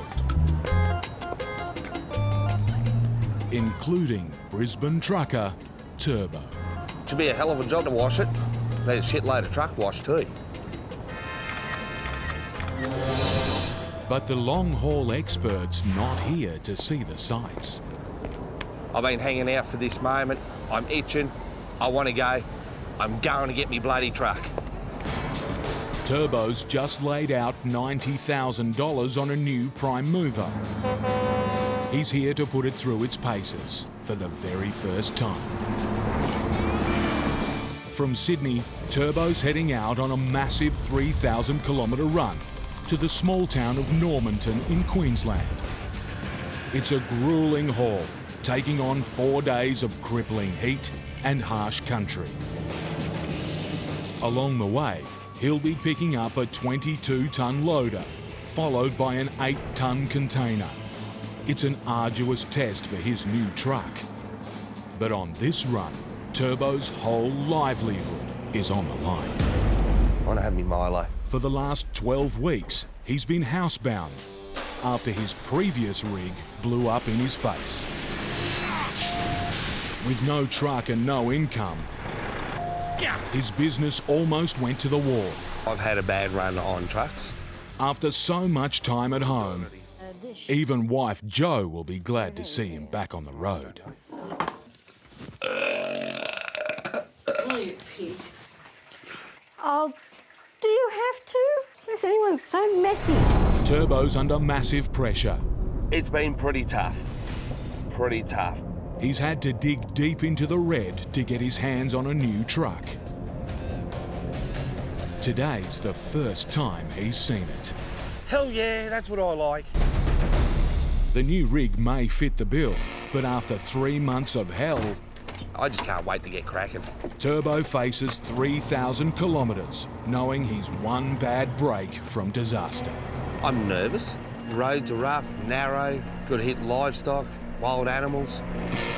Anything can happen. Jared Baldwin and Johnny Rayner are stuck fast. Coming up, just lost traction on both trucks. Barely a day into a 700-kilometre trek into Arnhem Land. It's the toughest challenge they've ever faced. Fail it, and their reputations will be in pieces. If they're to climb a steep riverbank, they'll have to shed some weight. So we're just unhooking this first trailer from their 160-ton monster road train. So there we go. We've got it there. So Johnny, just take that trailer and come back. We'll hook onto this one. While the truck's 30 tons lighter, there's another problem. Straight. The road's disintegrating beneath them. There's little holes that I've made. I want to try and avoid them. Johnny, we'll just try and roll back like 2 feet maybe. They need to get clear while there's still a road to climb. All right, mate. Ready? Yep. Mate.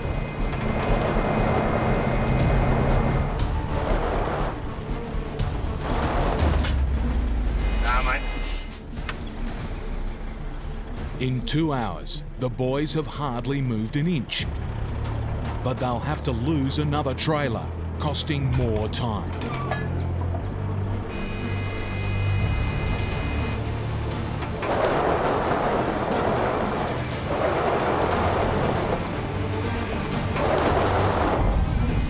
It's too gravelly, eh?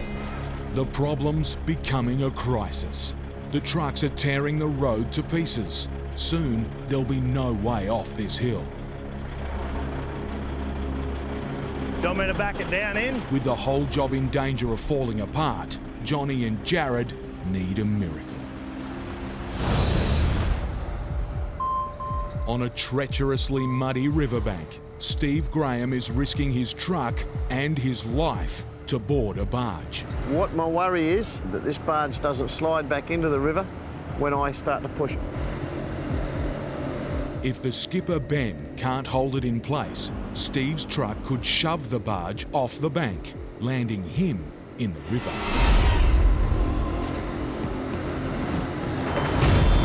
To make things even tougher, he's reversing into a space less than 20 centimetres wider than his truck. That gap I've got to put my trailer in is 2,700 millimetres, my trailer's 2,500 and a bit.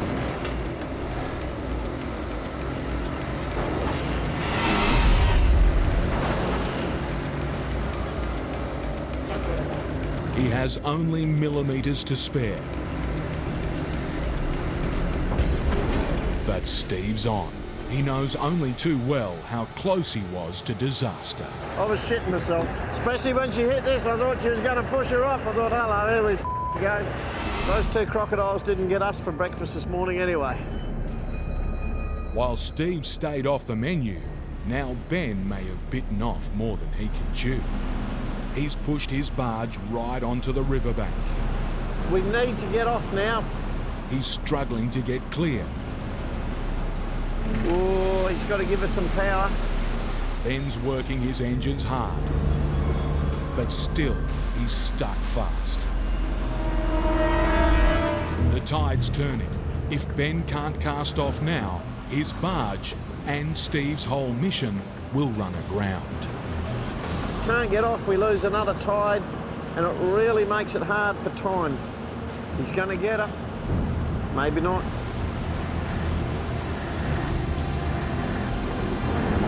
Yep, he's got her. That's bloody good to see. Good on you, skipper. The next stop is 60 kilometres away, at the remote community of Ninyike. But for Ben, he's entering unknown territory. I've never been to this place. The last mile and a half of our journey will be in uncharted waters. After 6 days of brutally hard grind, Steve's fate is in Ben's hands. On this job, he's gone to the edge of the map. Now, he's going beyond. On the first job in his new $90,000 truck, Turbo's made it home to Brisbane. After 3 months off work, he's desperate for a trouble-free run to pick up a 22-tonne loader. I've been left high and dry. But out of nowhere, more bad news. Because I've just had trailers stolen.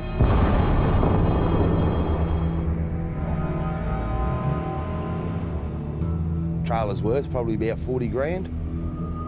Being a road train lead trailer. So that's 40 grand. He's forced to hire a replacement trailer. Yeah, I need a drop deck with rams for hire. Costing more precious cash. Leasing a couple of trailers. Flat top and drop deck with ramps. I desperately need one at the moment. If Turbo can't find one fast, the damage could be terminal. Basically, the whole business is riding on these two trailers. If I can't pick those trailers up today, not do I only just lose that, but I lose every other job too. His hopes rest on a phone call to a hire company. Do you have a trailer there now? It's good news. There's a trailer in stock.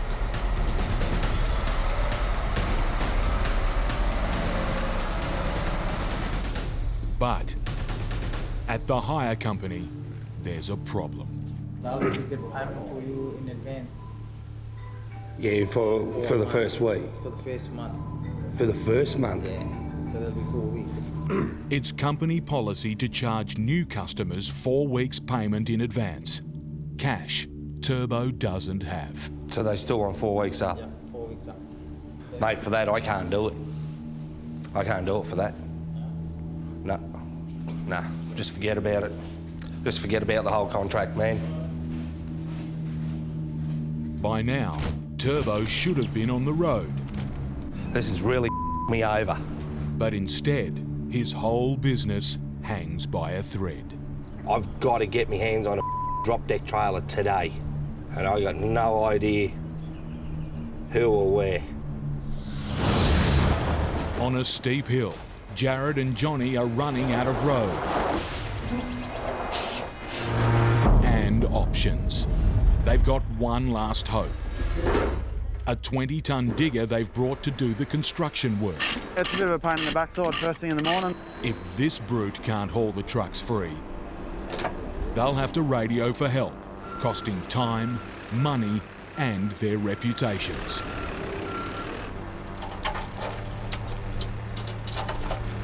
Just let us know when you're ready to go, mate, and I'll be ready. I'm just taking my truck brakes off now, mate. Johnny takes the strain. With 60 tonnes of dead weight to shift, it's now or never. Righto.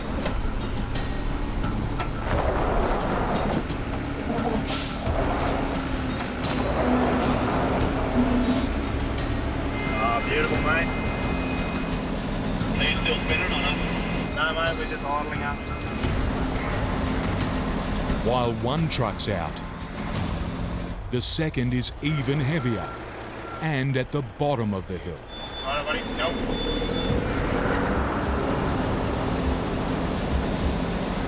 $750 revs. We're just using all the torque of the motor. We're just edging up. It's good. I like it.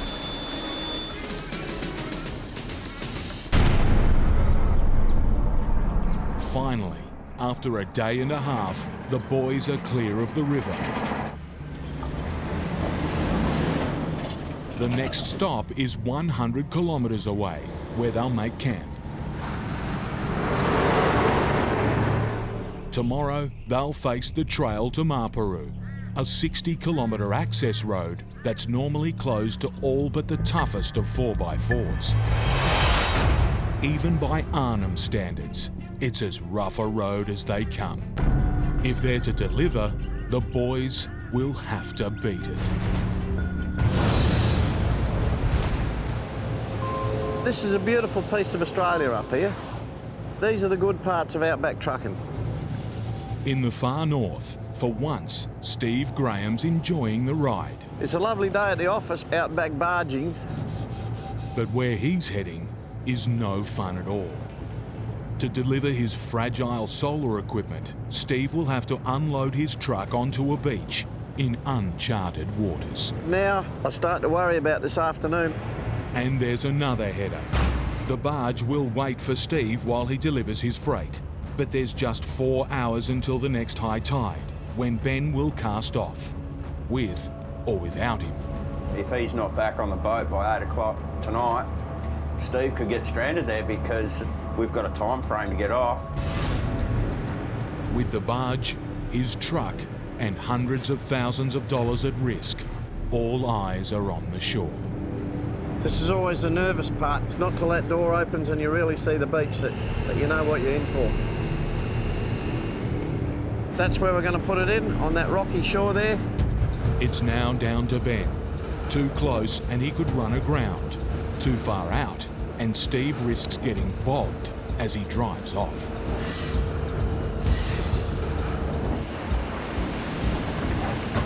Christ, that's beautiful. With the barge secure, the next worry is the low-hanging engine underneath his $100,000 crane trailer. My main concern is that bloody engine. Can't afford to stuff that at this point. If it gets damaged, Steve won't be able to lift the precious solar equipment off his truck. Looks like we're good to go. Costing him hundreds of thousands of dollars.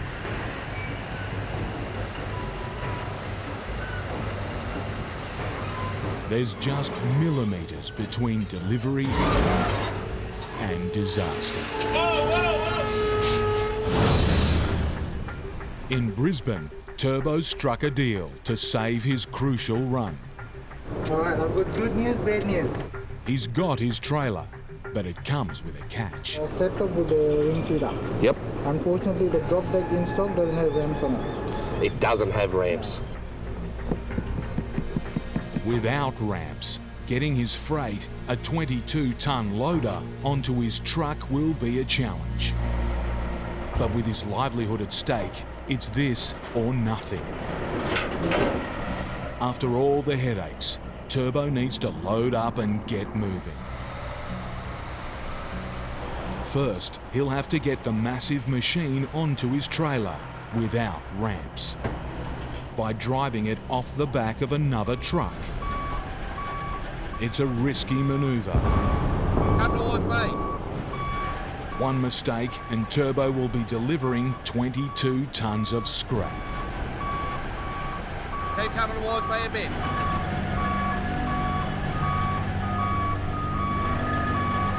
Keep coming back.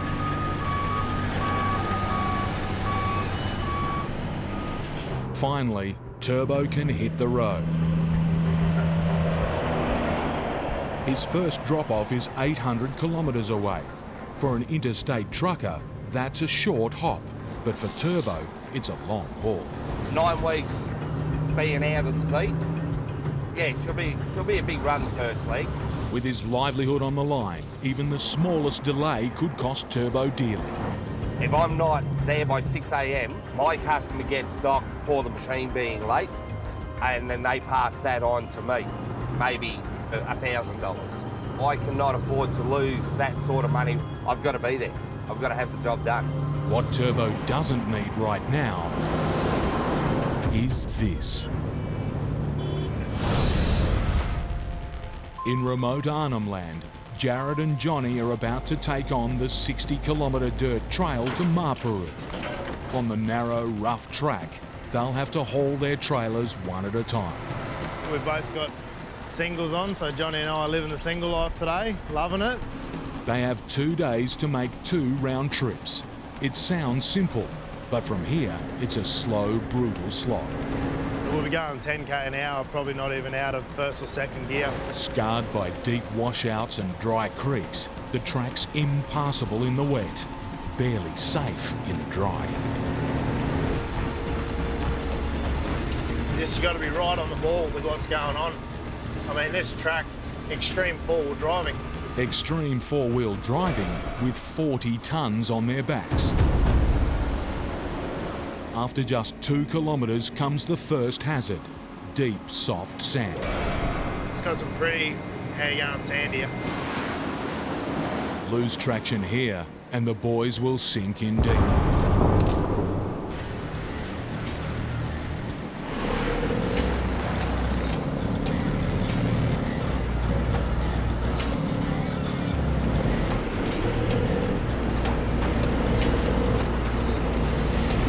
Through there, Johnny? They're through the sand, but there's no let up in the assault.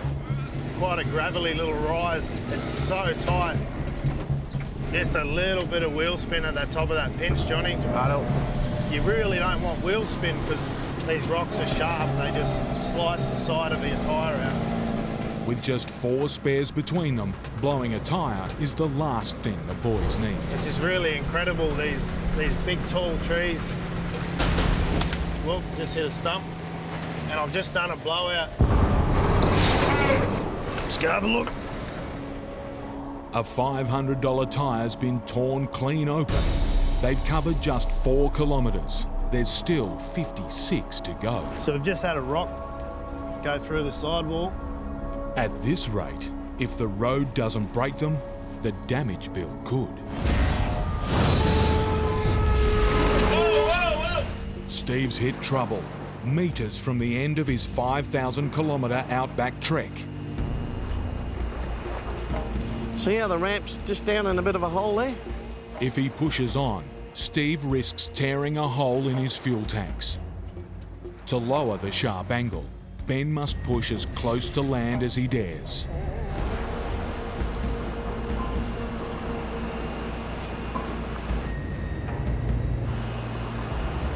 That got us in a lot more. The angle's definitely better. While the angle's better, it's still perilously tight. If he can't get off now, Steve will have to abandon the delivery just metres from land.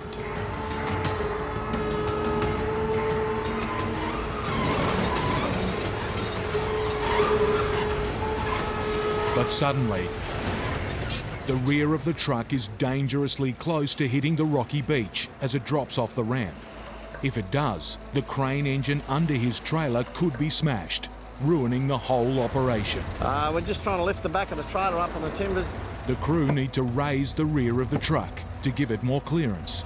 I'll get you up on them timbers and we'll see how it goes. Righto, mate. We'll see what we got.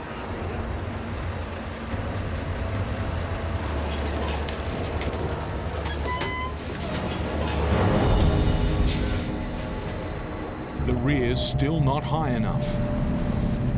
Steve must be back on board in 3 hours. This is time he can't spare. We haven't got anything else we can put under this wheel to keep it at that height, like rocks. It's all hands to the pumps. We'll chuck them under that back wheels, mate, so they stay up.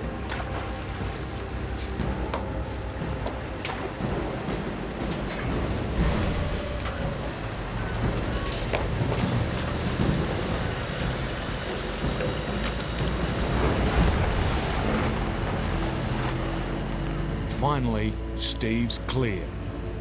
After 10 days and thousands of kilometres, the finish line is just ahead. It should be a formality to unload the final container. This has got to go. But for this Outback trucker, nothing comes that easy. Oh, this is not a very well set up site. There's too many obstacles for Steve to manoeuvre his truck to the drop-off. That shit out of the way and that fence, that's got to go. There's just hours till the barge leaves. The next isn't for days.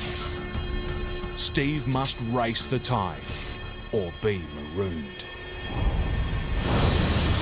So I'm stuck in a traffic jam. On a time-critical run, Turbo's crawling through gridlock. Middle of the afternoon, there's a friggin' traffic jam, peak hour traffic, brain-dead drivers, cutting people off. Well, this guy tailgating. Friggin' idiot. With just 10 hours to cover 800 kilometres, even a minor delay could be terminal for Turbo. Everything is riding on this. My family, my house, my name, everything.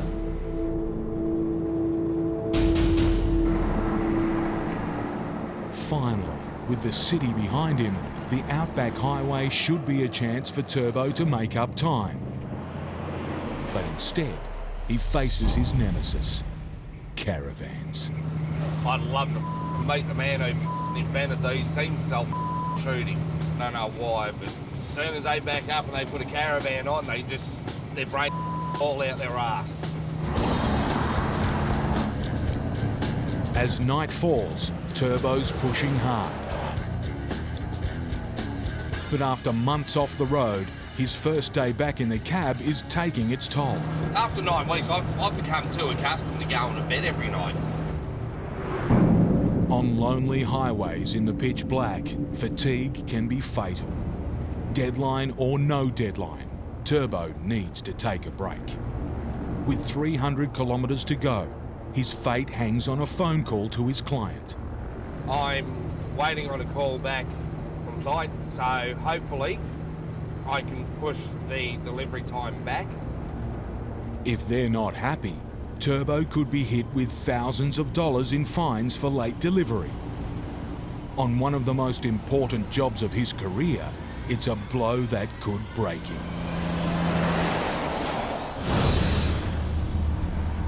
That rock's gone straight through it. 4 kilometres into a fierce dirt trail, Jared and Johnny are counting the cost. I don't really want to put another spare on, just in case it blows straight away as well. With only 4 spares between them, the boys need to be careful. But on this road, that's impossible. We've got washouts to deal with. To try and protect their tyres, it's painfully slow going. So I'm in the lowest gear possible. That trailer's rocking around. And with the trucks fighting for every metre, they're paying a high price in fuel. We're currently getting about 250 metres per litre. Faced with constant hazards, it's an arduous crawl. We've just done 10 kilometres and it's taken us about 2 hours. And it's not just tough on the trucks. Definitely going to take its toll on the body.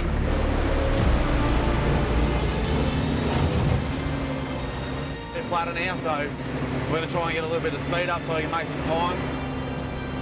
After a punishing few kilometres, a flat stretch of track is a welcome break.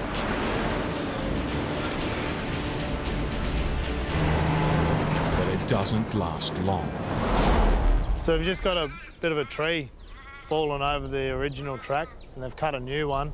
Oh, we'll get through that, man. Yeah, you happy? As long as you're happy, number 1. Oh, no worries, number 2.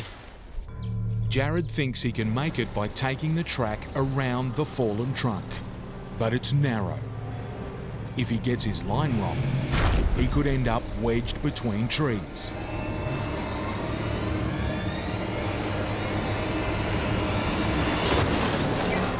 The fallen tree is bad news, but there's worse to come. Another sidewall. The brutal tracks claimed another victim. We should get past that. Yeah. Come spot me. Yeah. And ahead, the trail's even tighter. Jared's almost through. My trailer's about 50 mil off that tree. But then... Right, over there.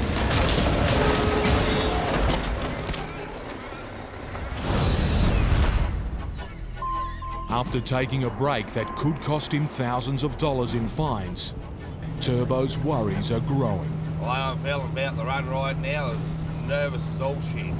He's still 200 kilometres away from delivering his freight. By now, it should have been off his truck. I can't afford to be behind time. And he's still to hear back from his client.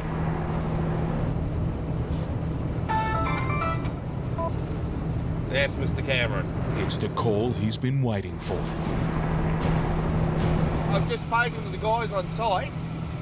Well, we're not actually starting with the machine until tomorrow now. It's a big hurry up and rush and get there, and but we don't need the machine until tomorrow now. With the pressure off, Turbo can make the drop-off with ease. But at the unload, there's a problem. I need the trailer with ramps on it, which I couldn't get, so I've got to improvise. Without ramps, Turbo will have to unload the $300,000 machine onto a heap of dirt. If it doesn't come off clean, it could get damaged, or worse still, tip over.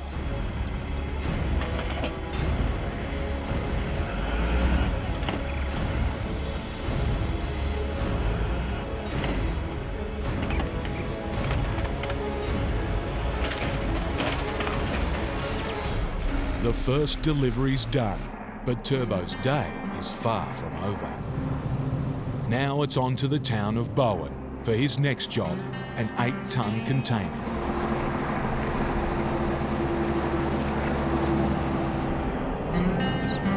As the sun sets, the highway's quiet, but it's rush hour for the local wildlife. One of the most dangerous times to be on Outback roads.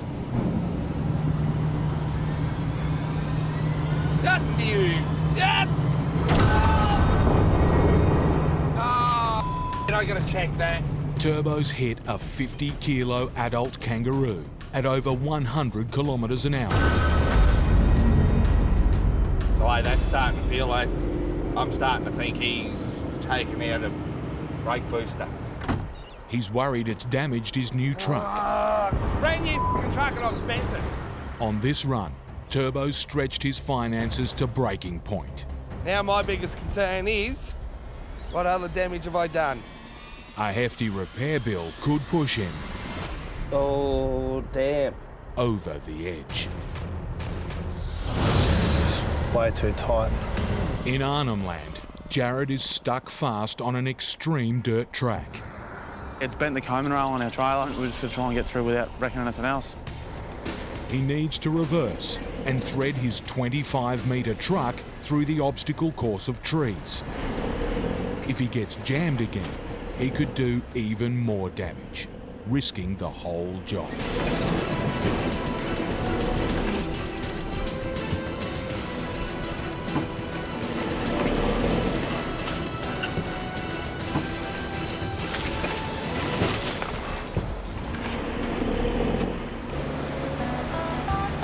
We're just about there.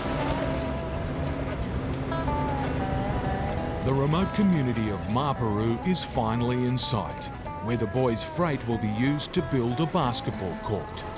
So we're here, first run down, another one to go, and then head home. It's been a tough day today. It's hard on the gear going on those tracks. Hey, righto, mate, tip it off.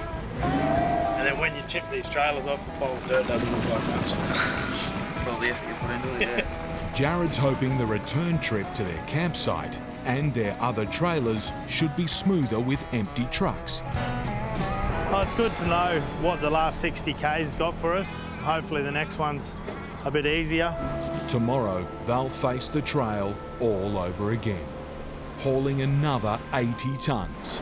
Then we'll hook up ready for tomorrow again and then be into it. The run back's been easier, but there's one final obstacle to deal with. A steep hill or jump up. Even in an empty truck, Johnny knows he'll have to fight to climb it. So we got the diff locks in, just going up the jump up. Might try and hit it in about third.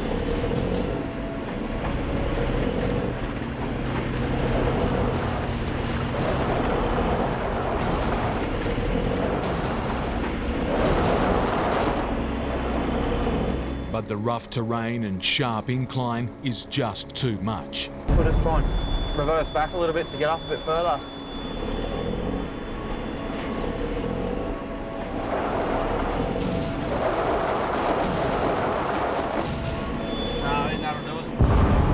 After 2 days of hell, Johnny and Jared are stranded again on one of the most remote dirt tracks in Australia. They've risked their trucks and their names to take on this challenge. They face an all-out fight to save them. In Ninyakay, Steve's been confronted with an unload site that's too tight and too rough for his truck. Once I start screwing my steer tyres around, that's when I bog. I need absolute straight runs and shit like this. He must be back on the barge in 2 hours' time or get stranded. Trying to catch a tide, I've got to get this thing down, so we've got to do a bit of groundwork. Steve must drop his container in precisely the right spot, right next to the solar power station's framework. He's got no choice but to remove anything in his way. Just put it over near that tree there somewhere, mate. The clock's ticking and the ground's soft, but it's now or never for Steve.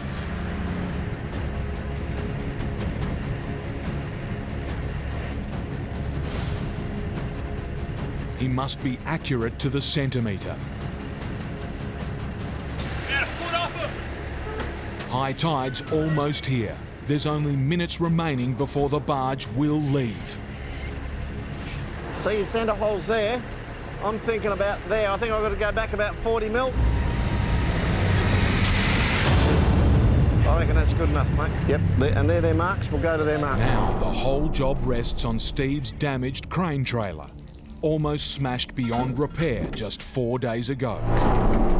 If it doesn't work, he'll have come all this way for nothing.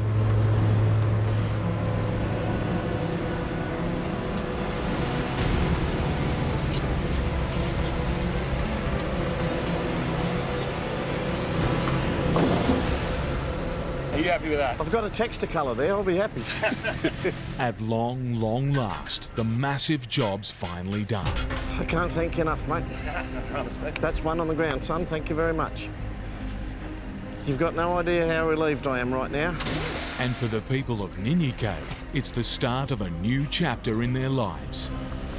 Only have power at night, 12 hours, sunset to sunrise, and that's it. The family's so happy, they're just so happy we're going to have power in the daytime. It's been a monumental effort.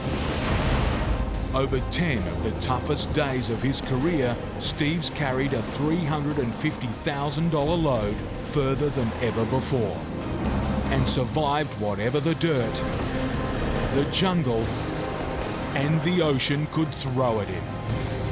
All to do what this Outback legend does best: get his freight in and his truck out. It's a good feeling to get a job done, and you do get a bit of satisfaction. These remote little communities, standard of living goes up, everyone's happy. You come anytime you want. Thanks, mate, appreciate it. Later. 5,000 Ks, 2 boat rides, change their mind, chase the barge, catch it. The thing's on the ground and I'm a happy man.